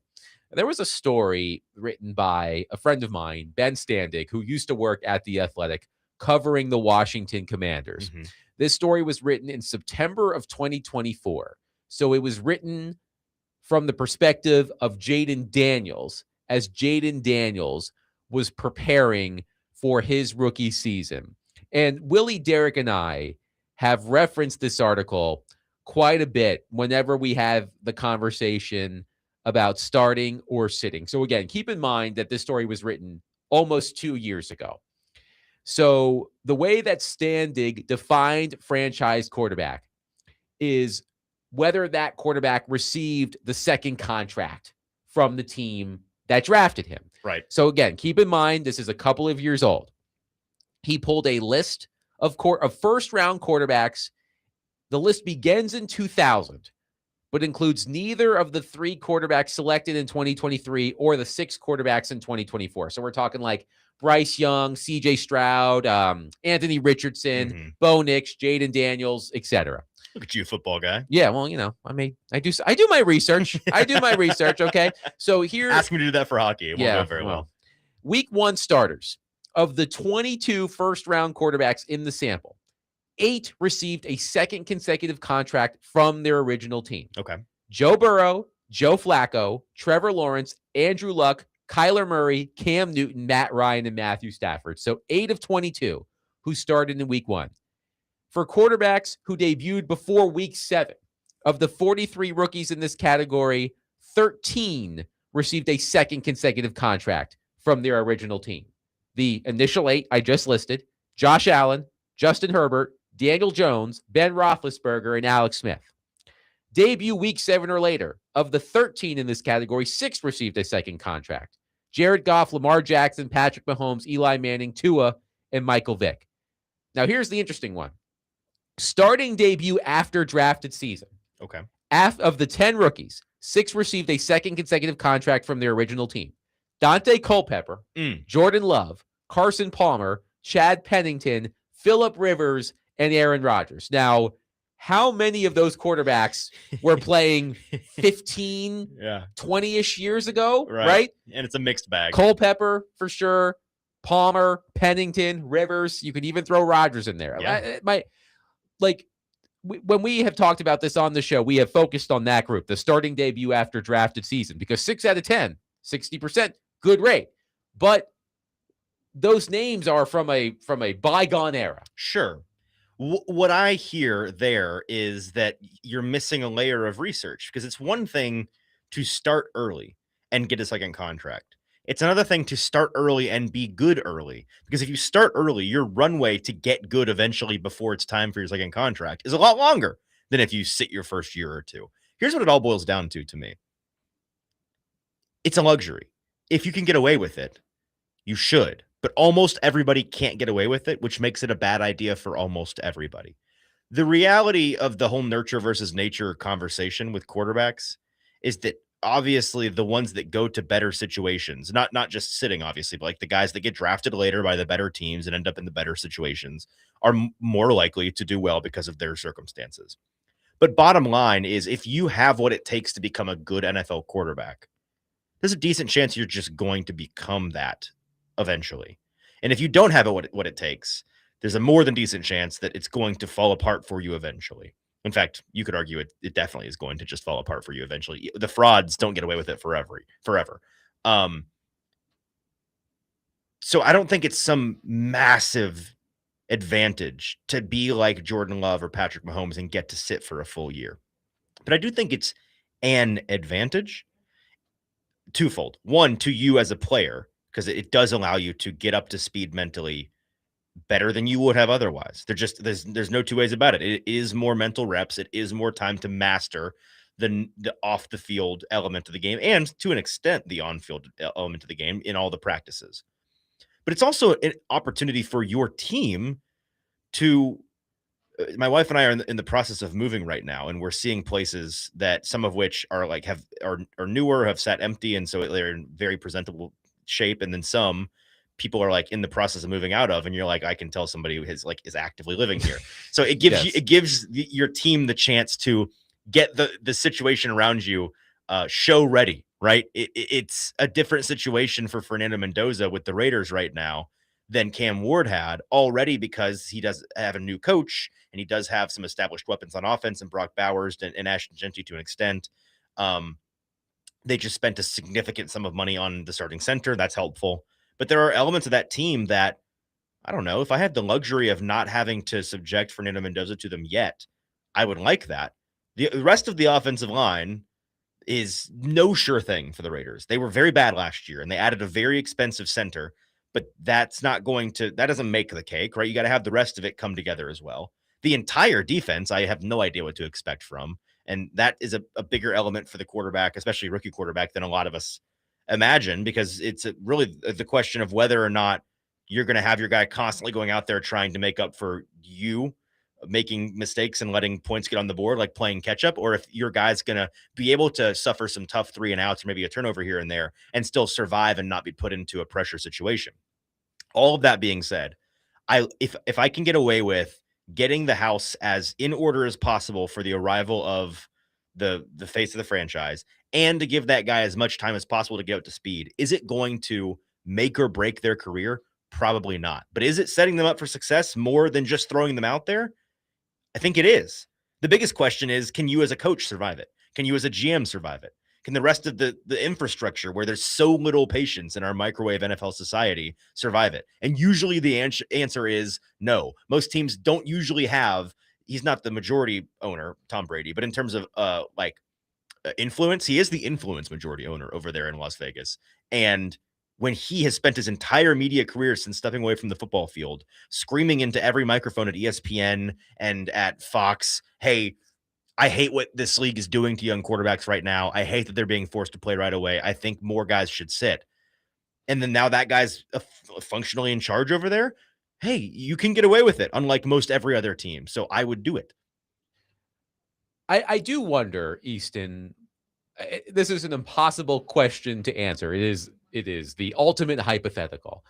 But I do wonder what Cam Ward's career could have looked like. I mean, could have looked like, it's not like it's over, but you know what I mean? Like, had the Titans signed a Kirk Cousins type a year ago, and Cam Ward did not make any NFL starts, and he was preparing to start his first NFL season this year. Like, it's probably impossible to know, but how much impact do you think that really could have had? Like, in terms of, because last season was rough for Cam on Ward. Cam or on the rest of it, because they're two very different answers. Well, let's start with Cam. The rest of it still would have burned. That's the very short answer for the rest of it. Yes. In fact, it would have burned faster, probably. For Cam, I just think it delays his entire timeline, which again then directly impacts the rest of it burning or not burning. So I think that this year looks like a better version of last year, but it's still one that we get to the end of saying, hey, there are flashes. There's also a lot of work to be done. He's not a sure thing by any means, but I do like what I've seen so far. We're on to year 2. And so that just the whole timeline, it requires more patience. The whole timeline gets bumped back. I don't think it means he gets to come in and as a rookie immediately lights the world on fire. I don't. I just think it is a more healthy approach for him that is more patient and is more conducive to success. And so it may all come out in the wash that he, once he is out on the field, reaches his potential faster. I think it also creates a higher likelihood that he reaches that potential, because again, the nurture versus nature thing, I do think ultimately if you have it, you have it. If you don't, you don't. But there are examples of guys in the league that, one, have been frauds and gotten away with it because their situation is so good. And that's good for those guys and good for those teams because wins are wins. And there are examples, I think, and again, talk about something you can't prove. There are examples of guys that I think had it in a way that they never got to showcase. And there are some examples that we've seen, like the Sam Darnolds and the Geno Smiths of the world, where they finally get down, the Baker Mayfields of the world, they get down the road and they show like, yes, okay, it was a lot to do with that situation. And now that they're set up for success, you can see what they're capable of. And that's what you're trying to avoid when you're the franchise that has the guy first. No one wants to be the one where, you know, that your ex is thriving in the next relationship.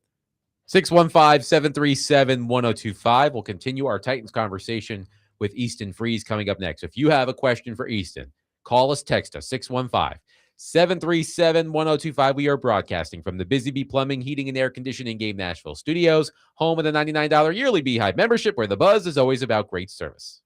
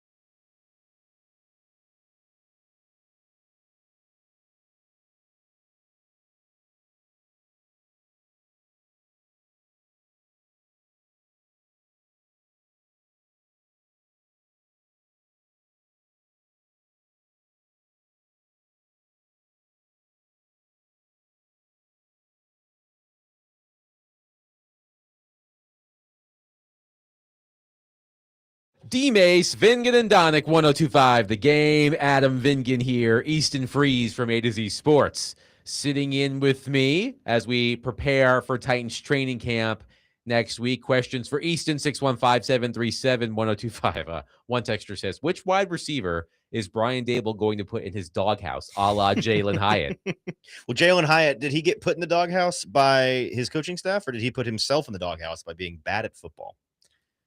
That's a better question. I don't know for if that's you. really a coaching thing. I think that's a Jalen Hyatt wasn't very good thing,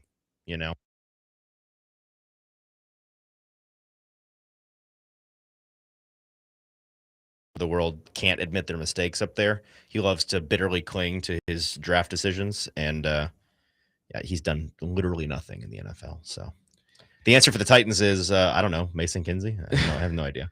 I don't know if Mason Kinsey can be in the doghouse. Well, he may be getting replaced. He may just become obsolete because the upgrade is in town now, and his name is Xavier Restrepo. Let's redo that whole thing. Let the summer of Xavier. We don't have to. We could not. I would prefer not to.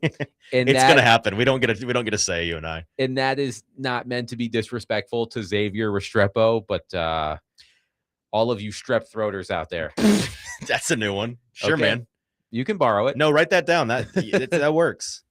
Catch the strep. That was what fans were saying on our phone and text lines last summer. But I genuinely I actually like Xavier a lot. I think it's just one of those things that is what it is. And he is fun this time of year. You know what? I'll defend that narrative. The whole back end of the wide receiver roster thing. This offseason, the entire thing has been so not my cup of tea, so repulsive to me between all of just the TMZ nature of this year's NFL offseason. There's been so much nonsense, non-football stuff that I welcome with open arms the gritty, grimy, meaningless August conversations we're about to have. I'm going to enter them with enthusiasm, unlike ever before, because it means we don't have to talk about, things that I don't have to mention. You all know, you've been around. Y'all know what's going on this offseason. It's been a bunch of trash. Yes. Well, you know what? It's the circle of life. We're less than a week away from the start of training camp. We're all very excited because this is the hardest part of the sports calendar for a lot of people. Now, we had the World Cup this summer, which helped us tremendously. Thank you for the content, World Cup. But for those of us like me who are not huge baseball fans, this time of year is a huge bummer. So when training camp starts, we get excited because, hey, we've got actual football, we've got joint practices. I mean, you can't catch me dead watching the Hall of Fame game.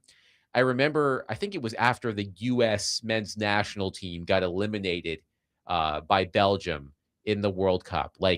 Within minutes of the game going final, Adam Schefter was like, 1 month from today, the Hall of Fame game, Cardinals, Panthers. And I'm like, is that a threat? You will be subjected to this. Prepare yourselves. I can't bring myself to watch. I will watch the Titans preseason games because it's part of the job. That's right. I'm not watching the Hall of Fame game between the Cardinals. I think it's the Cardinals and the Panthers. That's, I believe, correct. Yes. No, thank you. Speaking of Cam Ward, you had a story earlier this week. Cam Ward was at Fanatics Fest, which is just a whole thing. It's a big old thing. I mean, you mentioned Tom Brady. He's there slapping Logan Paul at Fanatics Fest. That's embarrassing. I don't know if it happened on the same day, but Cam Ward was also at Fanatics Fest, and he was on the Debo and Joe show with James Harrison and Joe Hayden. And Cam Ward listed his four-man, speaking of summer topics, Mount Rushmore. Your four-man quarterback, Mount Rushmore. I mean, talk about dipping into the sports talk bag right there. Oh, yes. And we pride ourselves here, at least on D-Mace, Vingan, and Donick. Mount Rushmore is a banned conversation. It does not happen. But Cam Ward gave his Mount Rushmore of quarterbacks, and it was an interesting list. The aforementioned Logan Paul slapping Tom Brady. Makes sense. Brett Favre, Aaron Rodgers, and Michael Vick. What does that tell us about Cam Ward, that he picked those four quarterbacks? It tells us that he's contrarian until the end. It's funny, earlier in the season, or in the offseason, that is, he was reached for comment at one of his football camps after LeBron made it clear he was not going back to the Lakers, and he was asked about just the bread and butter of offseason topics for Sports Talk, LeBron versus MJ. And he said neither. Kobe Bryant is the best basketball player to ever touch the basketball. I learned on the quarterback show that he covered up like a hole in the wall during a fight with his sister with a Kobe Bryant fathead. I mean, which is intelligent, by the way. That's thinking fast. I like that a lot. Yeah. But both of those rankings, his football goats and his basketball goats, I think all encompassing, tells you that he is somebody that is a fan of more than just the stats, more than just the accomplishments. His quarterback Mount Rushmore included like 1.5 consensus guys. Everyone has Tom Brady on theirs, obviously. A lot of people have Aaron Rodgers. I have not done this full exercise in my brain before, but I think that I am more bullish on Aaron Rodgers than a lot of people. So I think I would probably have him on mine too. But a lot of folks don't. The point is, no one has Mike Vick on theirs, and no one has Brett Favre on theirs, even though he's obviously a Hall of Famer. Mike Vick is, I think, on that list as a result of Cam's generation, my generation to an extent. Like, he was doing the thing right around our formational years of being in love with electric football players. I vividly remember, because I grew up in Virginia, I vividly remember being at, the restaurant was called the Corner Market. I vividly remember being at the Corner Market watching Virginia Tech play Florida State in the national championship game. It was that 1999? Sure, man. Thereabouts. So, I mean, look, Mike Vick. I was born. You were born in 1999? I was. Oh, my God. I barely made the 90s, too. November. Yeah, you are not. I saw 6 weeks. You are not a 90s kid. I mean, you are. Technically, you are, but you didn't get to experience the wonder that was the 1990s. These children born in the 2000s, they disgust me. Yes. Anyway, I vividly remember watching Michael Vick in that game, and like Michael Vick, you're right. Like, he was a trailblazer for people of my age at the quarterback position. So, well, and then for my generation, when the scandal happens, if we're being 100% honest, I was old enough to like Michael Vick, but not old enough to actually like understand or care what was going on with the scandal. It's like, okay, all I know is what he does on Sundays on the football screen. Why does everybody hate this guy all of a sudden? Well, Michael Vick was raised near where I was raised. Okay. So the whole dogfighting thing was like a huge story. I bet it was where I grew up. And, yeah. and you know what? I'm impressed by how he has grown from that. Sure. I believe he's now coaching Norfolk State. So good for him. But yeah, I mean, look, I certainly can see no one's going to confuse Cam Ward with Michael Vick, but I can see some of the similarities if you squint hard enough. Well, the freewheeling, and that's where Brett Favre and Aaron Rodgers obviously are on the list. Like, everyone but Brady on that list has some of that freewheeling spirit, some of that off-script game-changing kind of approach to football. And we know that Cam Ward was at his best when he was in scramble drill last year. Like, statistically, he was at his best doing those things. He was elite at those things. And what was funny, I was talking with Zach Lyons in a video a couple weeks ago on A to Z Sports' YouTube page about the PFF QB annual. Yes. And we were going through some of the advanced metrics on there. And the thing that stood out to me most about that list that just tickled me, and it's not that I was surprised by this, but it's a funny way of putting Cam Ward's rookie season in a nutshell. The 4 categories of types of throws that they boiled one section of it down to, from hardest to easiest, he was best to worst. So he was the worst at the things that shouldn't be hard and the best at the things that are supposed to be the hard mode. And so again, PFF grades, and I don't have the numbers off the top of my head, but he was graded the best on scramble drill. Yep. And creation. The next best was on second reads. Okay. The next best was on first reads, which is the bulk of your sample size as a rookie quarterback. Right. You're just doing what you're told. And then his worst grade was on screens and dump offs. So it's like this guy it's like he's taken a college course and on his own opted out of the 101 class and went straight to 201 and 301. And he's actually getting some of that stuff down. It's impressive, but it's like, dude, you missed the fundamentals. What's going on here? Well, let me add, let's build off of that, because I you know me, I love analytics. Even that PFF thing was like confusing in some places, even for me. But I really agree with your assessment. I think you put it very well. So as you said, I think I'm cribbing this from you in your analysis, that Cam Ward makes the easy things hard and the hard things easy.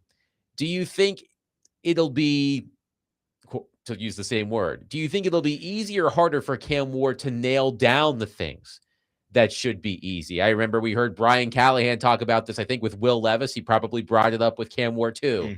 Like, it's okay to, you got to master the boring. It's okay to be boring. Take the things that the defense is giving you. Right. Like, do you think with how Cam Ward's mind works, he's so good at the things that most quarterbacks probably shouldn't be good at, but he struggles at the things that all quarterbacks should be good at? Do you think that's an easy thing for him to fix, for lack of a better phrase? It is not an easy thing to fix, but it's one of those things where, and we hear this in all sports, like coaches will tell you, would rather have to fix this in a guy than the alternative. I would rather a guy have to figure out the 101 class than have to try to do his best in the 201 and 301 classes. Now, either way, it's a problem for you, because if all you can do is the fundamentals, then you're, Brandon Allen, you're physically limited. You're never going to become a starter in the league. If you only ever do the flashy stuff, but can never be consistent, drive in and drive out, you also, like, you're going to wear out your welcome. You're going to drive people crazy, and you're not going to last either. You may bounce around and get a lot of opportunities because you have so much potential and so much flash, and that sexiness in practice and in the preseason games and in spot starts is going to be attractive to people that aren't worn out by it yet. But you're going to wear people thin quickly.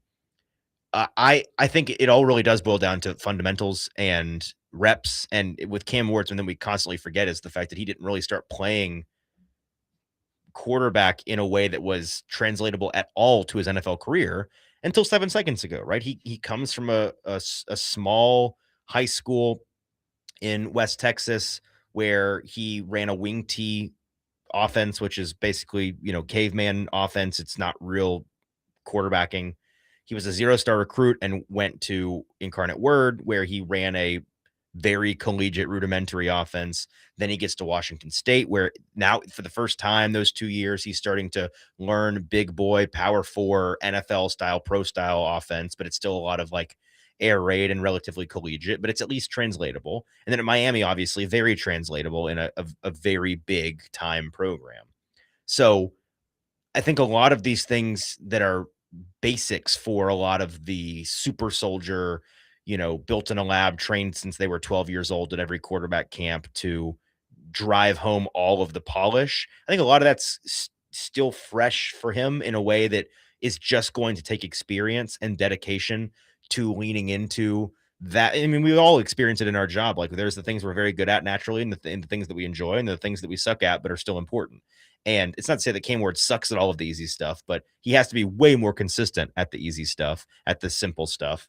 And he has to lean into those, even though they are less fun than, running around, creating time, and then throwing back against your body for a touchdown. It's awesome you can do that, but it doesn't matter that you can do that unless you can, complete a 3rd and 4 pass to the flat.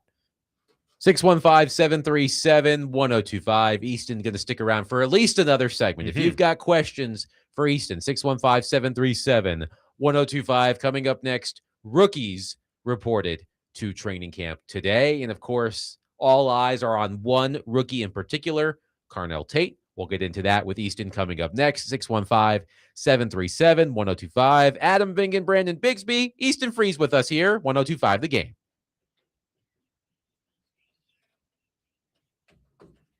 What do you think? You want to stick around for one more, or do you need to? Or do you want to? Yeah, I'll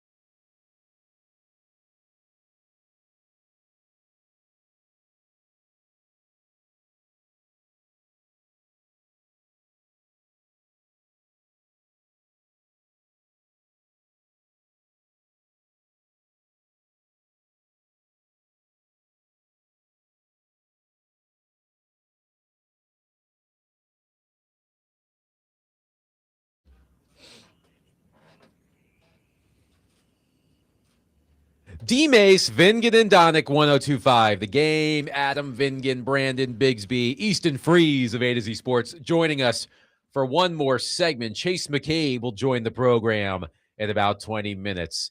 3 different co-hosts today How about in that? 3 hours. Look. It's like a clown car, just in and out, everybody. But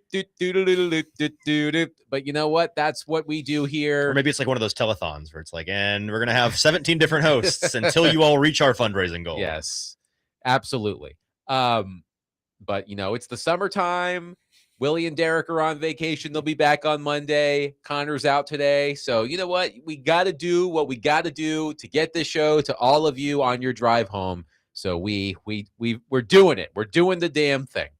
So rookies reported to training camp today for the Tennessee Titans, and everybody's going to be watching one rookie in particular, and of course that is Carnell Tate, the number 4 overall pick in the NFL draft, wide receiver from The Ohio State University. And there is a recent clip going around. I'm sure you've heard it, Easton.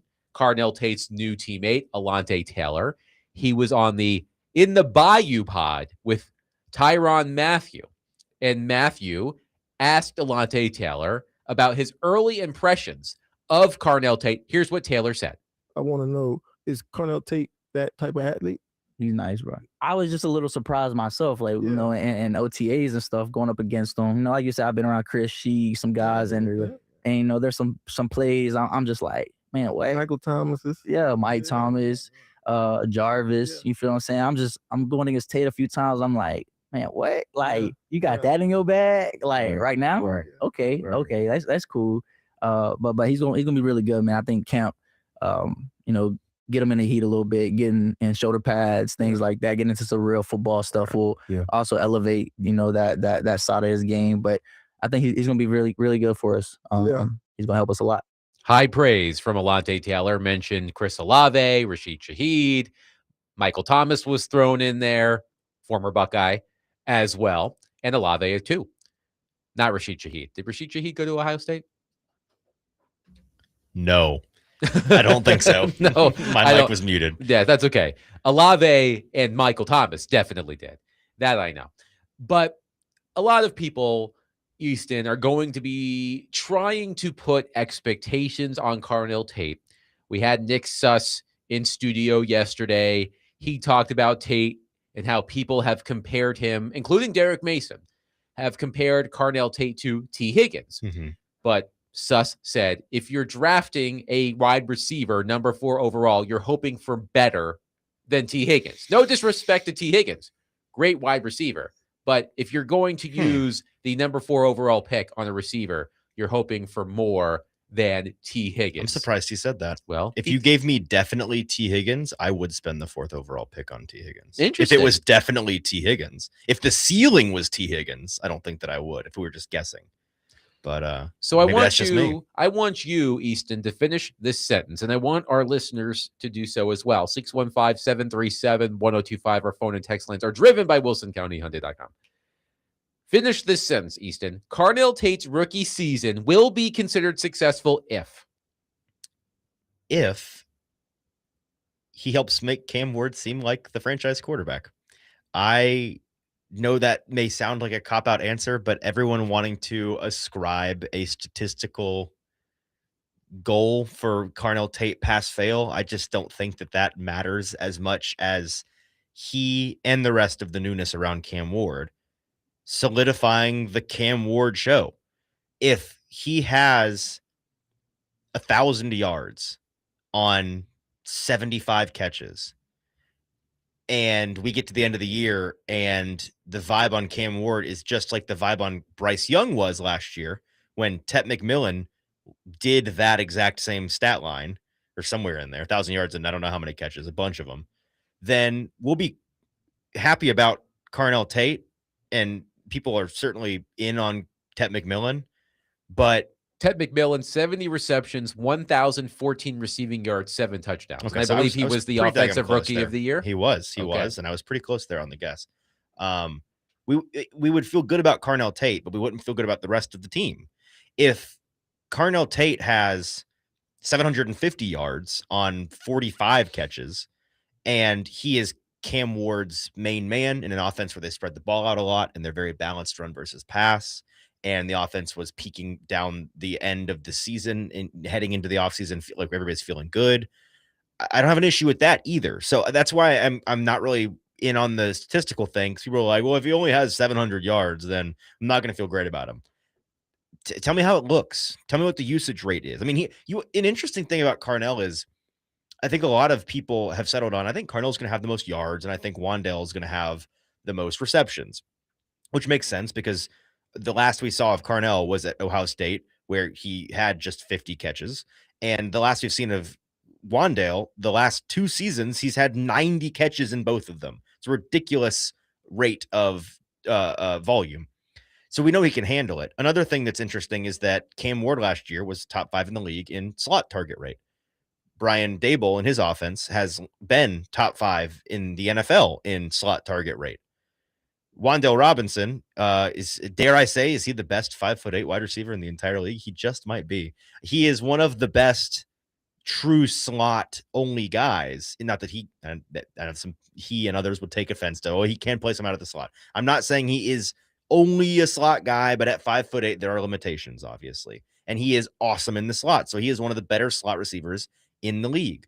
That marriage, those stars aligning, I don't think that's bad news for Carnell Tate by any means. In fact, I think it's going to make his job easier if they have another awesome receiver.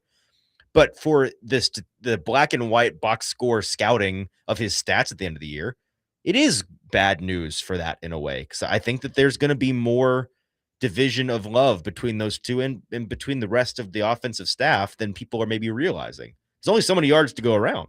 I'm looking back at 2024, Malik Neighbors' rookie season. He had Wan'Dale Robinson with him. They had Brian Daboll with them.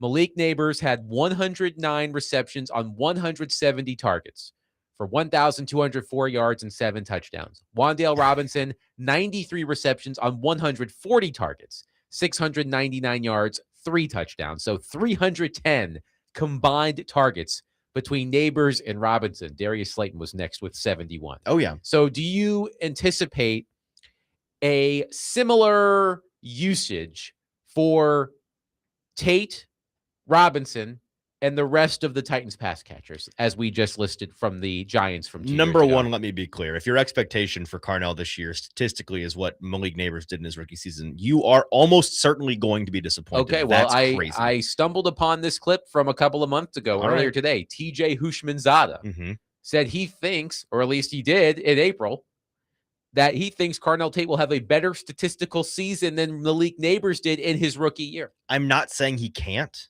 He is capable of it. But that is one of the top 5 rookie seasons in the last 20 years of the NFL. Like that is such a massive outlier of a rookie season.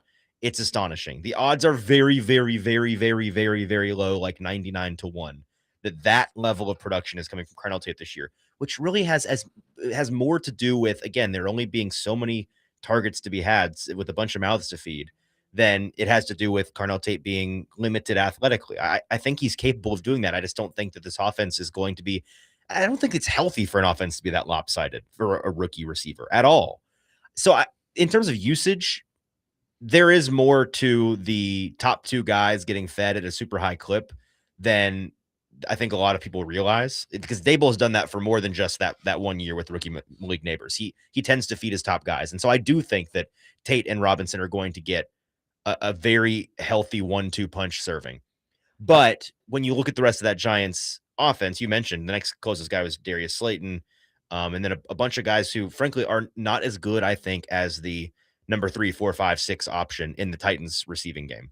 And so I do think it will be a little bit more balanced here, and that will be a better thing for the Titans. And if it's not as balanced, I think that tells you just as much about how useful some of those lesser targets are for the Titans as it does pumps up the guys that were getting all the targets. Michael in Madison says Carnell Tate's rookie year will be a success if he is a finalist for Offensive Rookie of the Year. By the way, the odds right now for Offensive Rookie of the Year, according to DraftKings Sportsbook, Jeremiah Love is the favorite at +400, followed by Fernando Mendoza at 425, Carnell Tate at 550.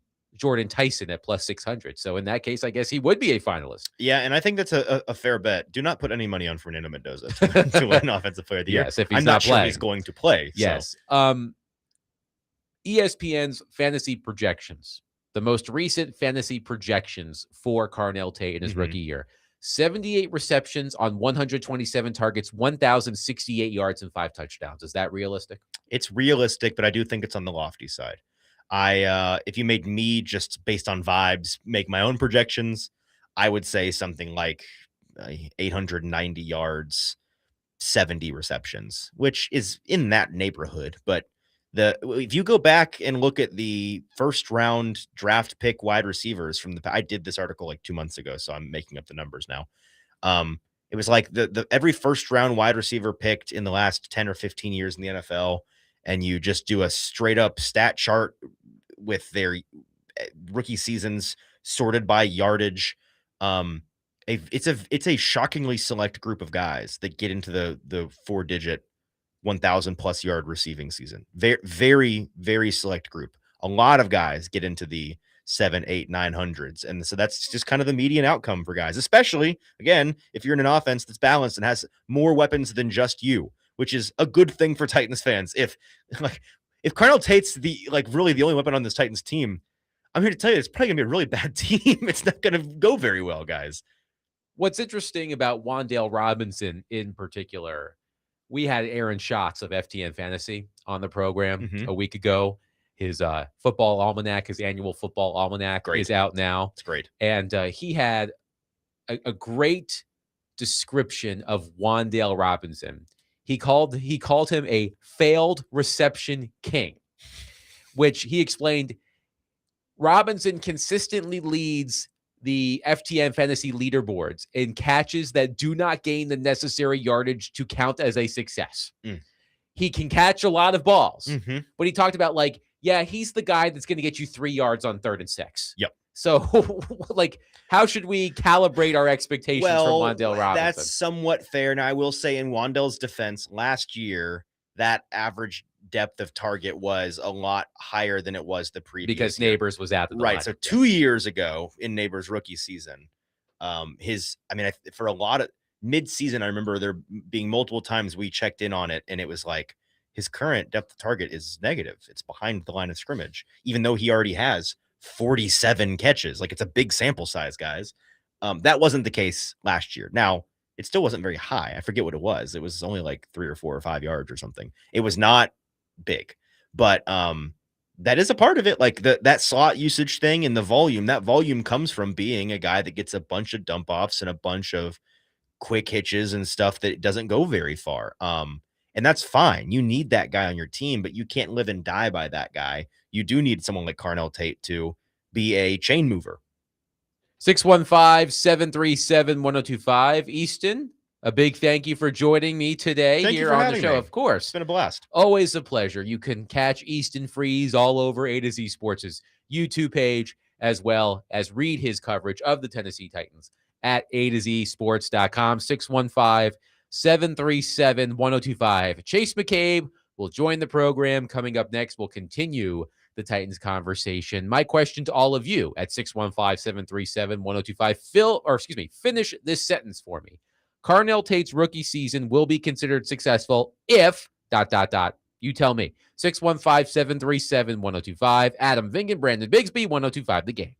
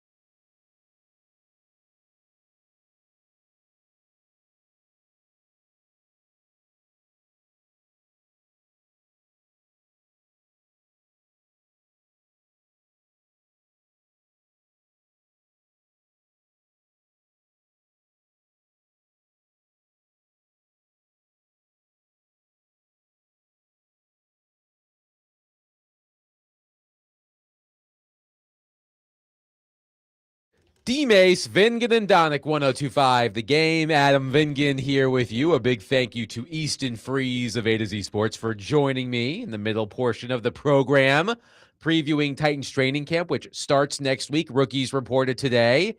Now we have yet another co-host shift. First Nick Frazier, then Easton Freeze. Now the one and only Chase McCabe joins us here on DVD. Hello, Chase. What's up, Adam? I'm feeling a little blissful after hearing that. Yeah, That's Connor nice. provided the Bliss. tunes. Yes. So of course they were going to be wrestling themed, as I told you, by the way, earlier today. We had some friend of the station crime on friend of the station crime last night at AEW when Jeff Jarrett hit Ricochet over the head with a guitar.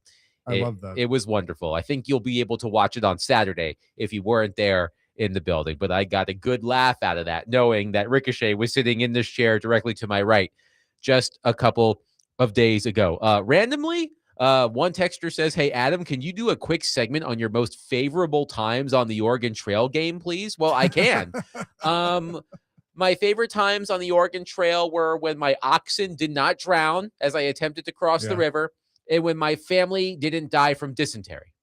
Yeah, that was always good. When because that would just, you be like going along feeling really good about things, and then everybody died from dysentery. Yep, everybody drank the dirty water and just pooped their guts out, and that was the end of the Oregon Trail. So there you go, texter. You didn't think I was going to do it, but that takes me back to my days in computer class when I used to cheat in computer class. I don't know if you ever had to take computer class, Chase. But I did, and they try to teach you how to type without looking. So they put a piece of paper over your hand and you try to type as fast as you can. And when the teacher wasn't looking, I'd lift up the paper and go. So my words per minute were quite good. Anyway, so let me have you answer the question I had Easton Freeze and our listeners answer before the break. Rookies reported to Titans training camp today. Of course, first and foremost is Carnell Tate. So finish this sentence for me, Chase. Carnell Tate's rookie season will be considered successful if. Ooh, that is a good question. I would say if he has 800 yards. Okay. Well, see, what's interesting is I was just reading. I don't think he has to have 1,000. I mean, you'd want him to, but with Robinson and everybody else on the team, there's a lot of, there's a lot of mouths to feed, as they say. But I mean, I think if he has an 800-yard season his rookie year, that's pretty good. His ESPN fantasy projection is 78 receptions on 127 targets, 1,068 yards, and 5 touchdowns. Okay. And well, they're thinking a little higher then. I do think I hear what you're saying about, let's set the barometer at 800 yards.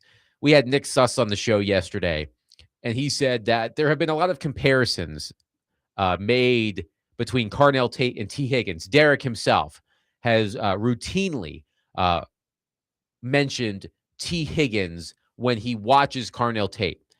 But Suss said yesterday, if you're drafting a wide receiver number 4 overall, you're hoping for more than T. Higgins. And T. Higgins is a very good receiver. Do not get me wrong. Yeah, he'd be a number 1 on another team, probably. Yes. I just think that I remember how I felt when the Titans announced they were drafting Carnell Tate. Quite frankly, I was surprised. I remember Derek, as we were talking about all of the possibilities before the first round of the NFL draft, I and Willie and Derek, like I'm sure you did as well, Chase, a lot of us talked about Jeremiah Love. We spent a ton of time talking about Jeremiah Love. We talked about some of the other defensive players. We talked about Sonny Styles. We really didn't spend that much time on Carnell Tate. And I remember Derek saying that he wouldn't draft Carnell Tate with the number 4 overall pick. But it happened, and I know fans are excited about it. It's much easier to get excited about a skill player being drafted that high. And I know that there are going to be huge expectations on him, even if we should probably be more modest in our expectations. But you know how this works, Chase. No one's going to be modest about their expectations.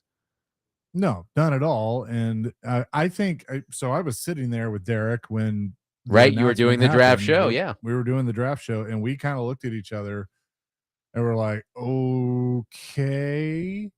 And I think now, how much of that was disappointment because we had all just gotten our hearts, and I knew this was going to happen, that we had gotten our heart set on love, and we couldn't find love, and it didn't happen. So were we more disappointed in that than we were of them taking Tate, or did we think it was not a good pick? Now, I ultimately feel like, fourth was probably too high for him, but I could be wrong. I mean, look, another Ohio State receiver just a couple of years ago went fourth overall, Marvin Harrison. And look, I think people are probably disappointed in him to this point. Now, granted, he's with the Arizona Cardinals, but what did you say the fantasy projections were? ESPN, 78 receptions on 127 targets, 1,068 yards, and 5 touchdowns. Okay, so for reference, Arizona, his rookie year, he was targeted 116 times, 62 catches, 885 yards, 8 touchdowns. I would take that. If you told me that was Carnell Tate's stat line from his rookie season, I would take that, particularly the touchdowns.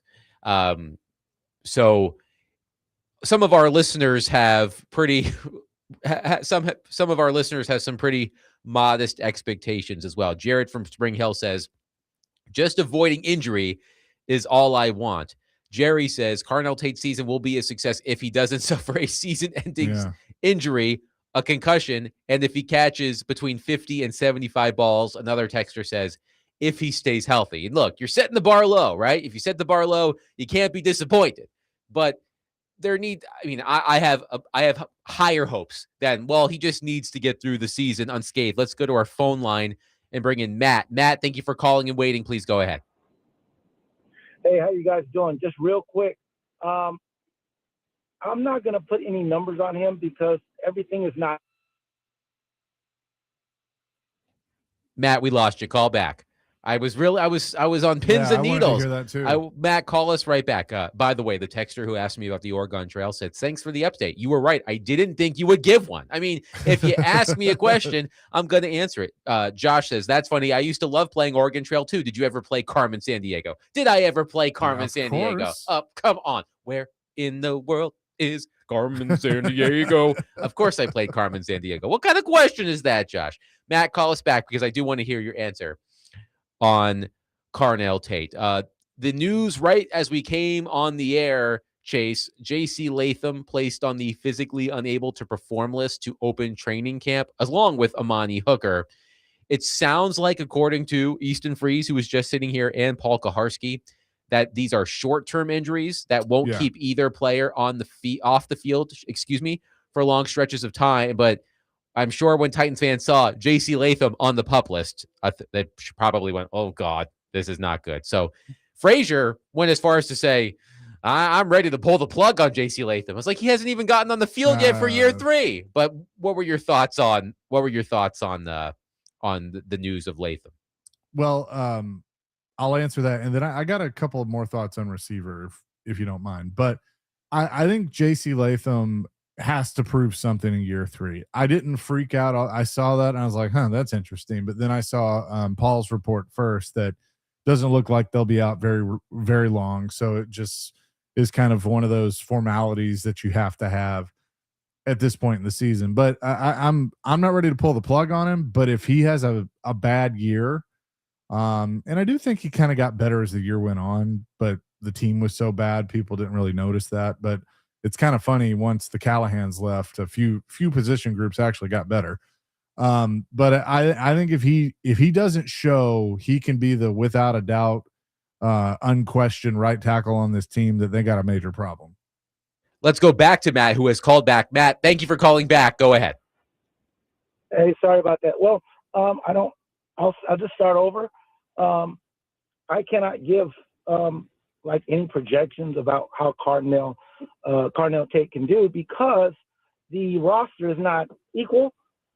What I mean by that is the offensive line is the one who's going to determine on how well the other parts go on this offense. If they're going to keep getting blown up at the offensive line where Cam has to scramble, Cam has very little time to throw, read reads. The pros on the cornerbacks are going to jam him. It's just going to be bad news. And you're going to say, well, why isn't he catching the ball? Why isn't he doing this, that, and the other? He's a bust. No, because you have a bad offensive line, and this offensive line is not going to get better. So people got to realize that 3-14 is what you're going to get this year. And I'm sorry to say it, but that's what's going to happen this year with the Tennessee Titans. Thank you, Hang Matt. on. You just don't have a roster to compete. So you don't think this roster is improved from last year? No, not at all. I mean, if you look at the points of improvement was after the season was lost, and when you were in game, the score separated when you needed to make plays the most, and you didn't do it. All the time, the Tennessee Titans got behind and couldn't catch up. Well, I understand, So, but you've also had Okay, but you've also had free agency and a draft, and I think they've brought in some better players. I'm not saying it's completely better across the board, but I mean, and thanks for the call, but I mean, I Thank you, Matt. I think it's hard to say that, at least on paper, this isn't a better roster than last year, because I think it is a better roster than last year. Now they have to prove it, and you have in my opinion, a more competent coaching staff, but obviously we have to see the games. I think I can try to thread the needle here. The Titans roster on paper, I believe, looks better than it did at this time last year as they were preparing to open training camp.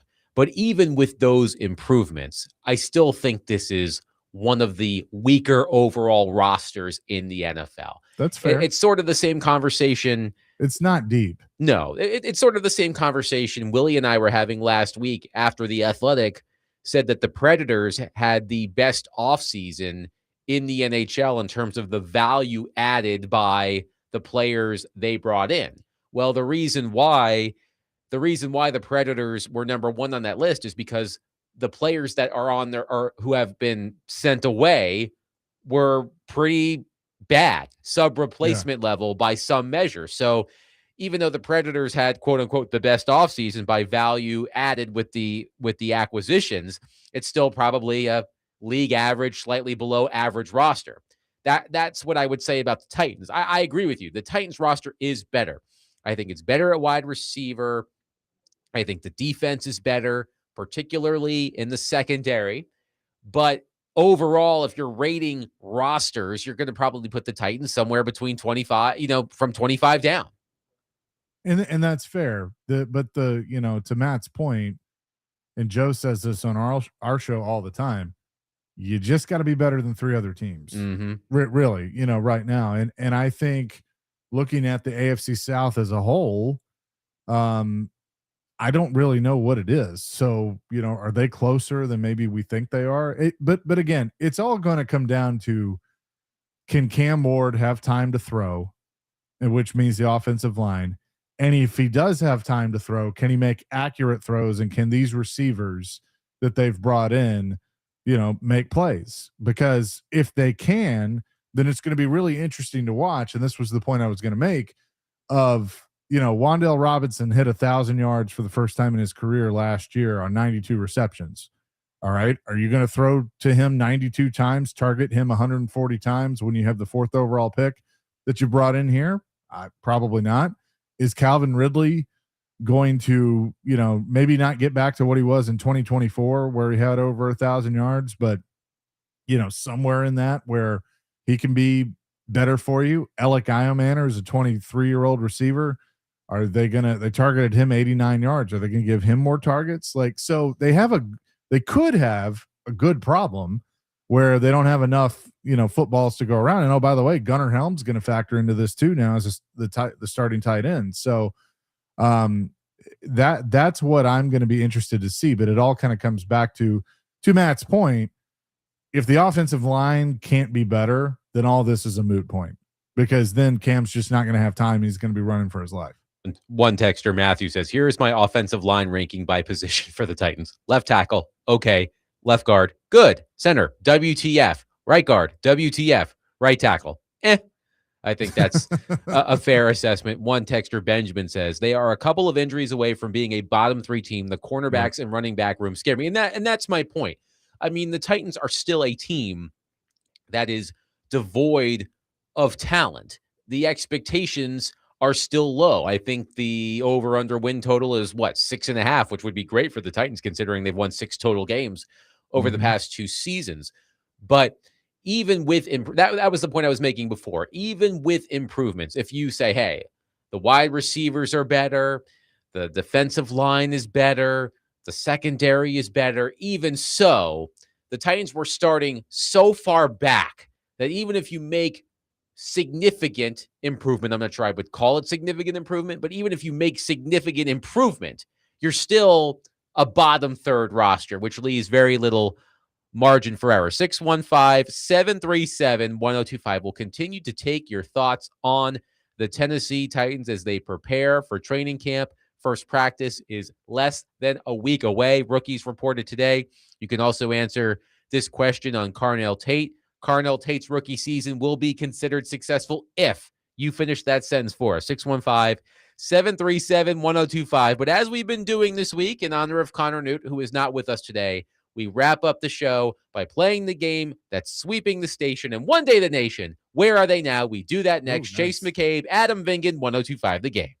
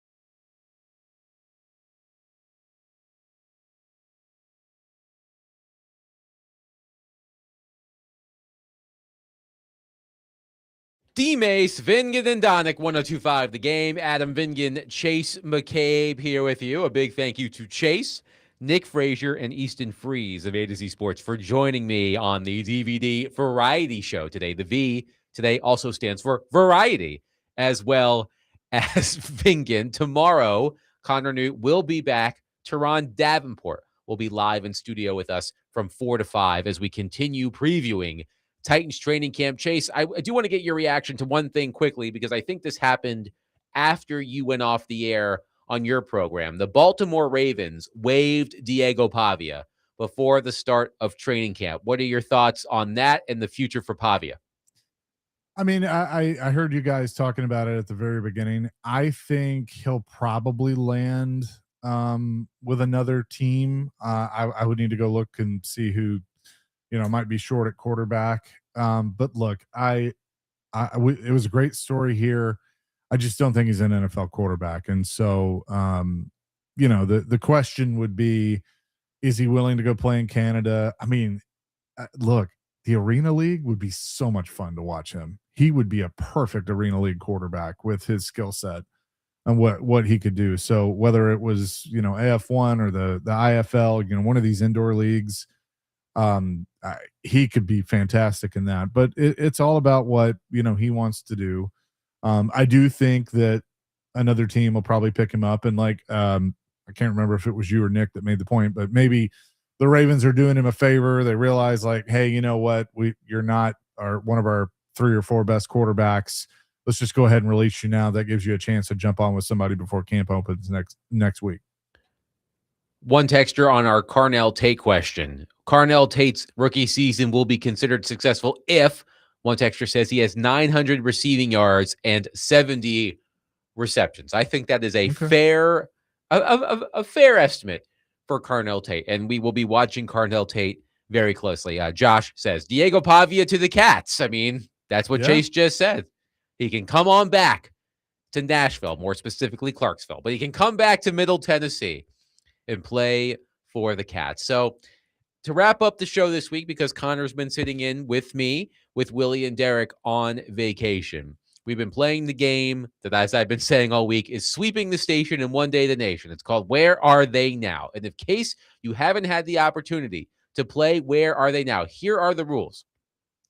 Choose an athlete, active or retired, from one of the 4 major sports leagues, NBA, NHL, MLB, NFL. You list their career path. First person to guess the correct player wins the point. So I'm going to start because I already picked a player during the break, and Brandon Bigsby is going to play with us too. And of course, because it's me, I am starting in the National Hockey League. Here we go. Anaheim Ducks, Vancouver Canucks, Pittsburgh Penguins, Nashville Predators, Minnesota Wild, San Jose Sharks, Pittsburgh Penguins, New York Rangers. Ooh.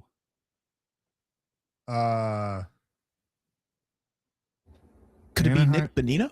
Yeah. It is Bonino. Okay. I should have jumped on it. Good that's one. what I was thinking. Good one, Brandon. All right. Who's got one next? Chase or Brandon? I'll go. Okay. I'll let you pick what league. Let's go with the NBA. The NBA. All right.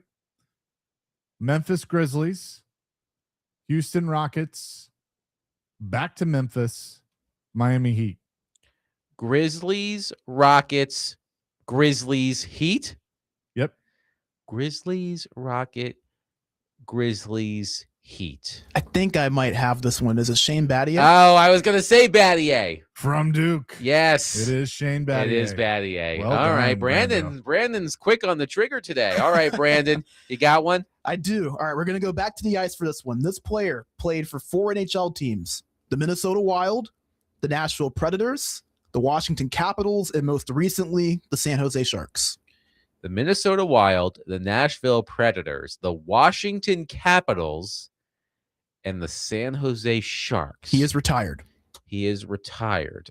Okay. Wild. You said Wild, Predators, Wild, Capitals, and Sharks. Yeah. It's not Mikhail Granlund. It's not Devin Dubnyk. It's not Scott Hannon. All right, hold on. I'm blanking. I'll give a hint. This player was recently hired to be a head coach in the AHL. Recently hired to be a head coach in the AHL. Oh, wait. Oh, it's Joel Ward. It is Joel Ward. Yes. Really? Wardo. Yes, Joel Ward, now the head coach of the Vegas Golden Knights AHL team, the Henderson Silver Knights. Good All for right. Wardo. Yes, he's. I always knew he had. I always knew he had head coaching in his future. All right, here we go. I liked him. I'll go to the NFL. New York Jets, Cleveland Browns, New York Jets, New Orleans Saints. Jeez. New York Jets, Jets. Cleveland Browns, New York Jets, New Orleans Saints.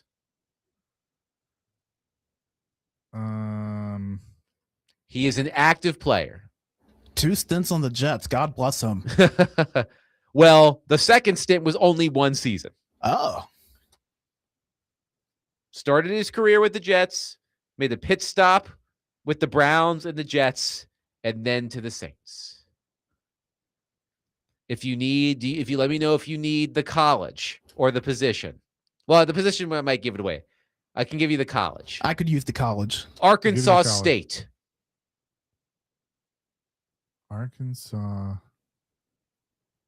State. And he's with the Saints now? Most recently. Almost recently. He did play last season. Started 17 games. So he's a free agent right now then. I need to see if he's actually signed. Let's see. It looks like he went back to the Jets for a third time. Oh, God. He is again a member of the New York Jets. So Jets, Browns, Jets, Saints, and now back with the Jets. One This one's got me. One texter's got it. JC, any other guesses? Is it? No, it's not Gino. I think both of you will go, oh, when you hear it. Is it? I don't know. DeMario Davis.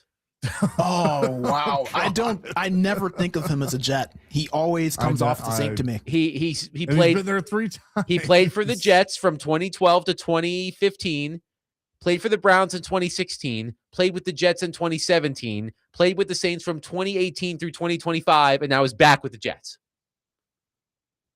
Good Lord. Yes. God bless him. DeMario Davis. All right. Who wants to go next? By the way, Josh says, Adam, you can't keep saying it's not in the player's name until you get it right. That's cheating. I guess that's probably true. I should probably stop doing that. All right. Who wants to go next? I got one. All right. All right. This is the NFL. Okay. NFL. Buffalo Bill, and I'm gonna make this a little harder because I'm giving you practice squad too. But here you go. Practice squad. Well, just all teams this person played for. Okay. Buffalo Bills, Baltimore Ravens, Philadelphia Eagles, Berlin Thunder, Panthers, back to the Eagles, Redskins, Giants, Cardinals. Tim Hasselbeck. Damn you. I thought I could stump you. Is that right? Berlin gave it The Thunder gave it away because I'm mad at him. I'm mad at him because in his setup for ESPN, I think he has 2 Ensworth helmets now, and he replaced the Berlin Thunder helmet, and I'm very disappointed. It's He won the NFL World Bowl it's with NFL Berlin. Europe erasure as far as I'm concerned. You need to be proud of that. All right. All right, well done. Brandon, you got one? I do. We're going to go back to the hardwood for this one. All right. This player has played for the Sacramento Kings, the Detroit Pistons, the Washington Wizards, the Memphis Grizzlies, then back to the Wizards, then the Dallas Mavericks, and most recently just signed with the Denver Nuggets. Is that oh man. Is that my guy Marvin Bagley? It is Marvin Bagley. Ah, yeah. Marvin Bagley. There it is. Another Dookie. All right. Let's see. All right, I'll go. Let me pull up a player. Let me pull up another hockey player. All right, let me see. I got to find a good one here who's been around. All right, let's see here. All right. This one could be tough. Buffalo Sabres, New York Islanders, Montreal Canadiens, Minnesota Wild, Detroit Red Wings, Florida Panthers, Vancouver Canucks, Columbus Blue Jackets, Detroit Red Wings. So he's covered about the entire Atlantic Division. Let's see. 1, 2, 3, 4. He played for 8 teams over a 14-year career. Okay. He last played in 2019. He retired. Detroit. He played for the Red Wings during the 2018-19 season. This is going to be some fourth line grinder or third line defenseman. He's had 2 40-goal seasons on his resume. Oh, so don't be so sure. Okay. Don't be so Okay, sure. can you give the teams one more time? Yes. All right, hold on. Let me refresh the page. Buffalo, New York Islanders, Montreal, Minnesota, Detroit, Florida, Vancouver, Columbus, Detroit. Columbus.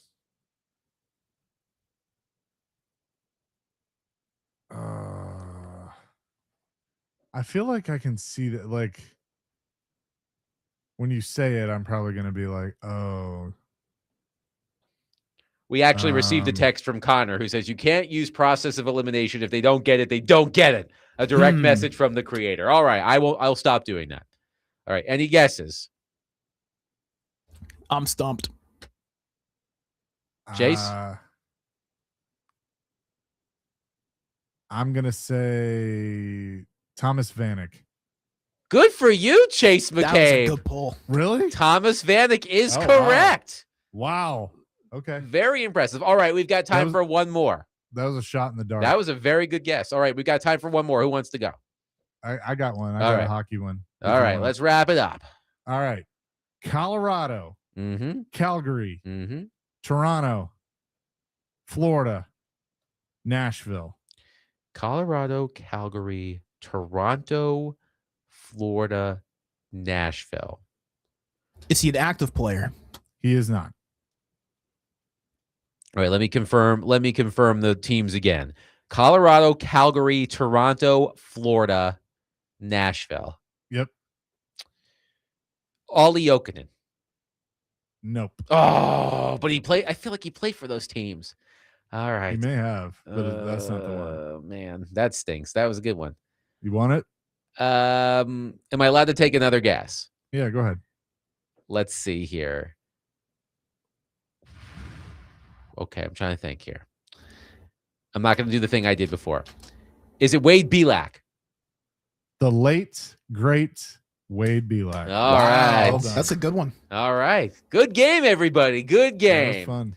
All right, Chase, thank you for hopping in. A big thank you to Chase McCabe, Nick Frazier, Easton Freeze, Brandon Bigsby. It was indeed a variety show on D. Mace, Vingan, and Donick today. Connor Newt will be back with me tomorrow to wrap up the week. Teron Davenport, ESPN, NFL Nation, Titans reporter, will be with us during the 4 o'clock hour as we once again look ahead to Titans training camp. Derek Mason isn't here, but I will say, on behalf of Derek Mason, be loved. Love on your people. Have a wonderful rest of your Thursday. We will talk to you tomorrow at 3. Peace.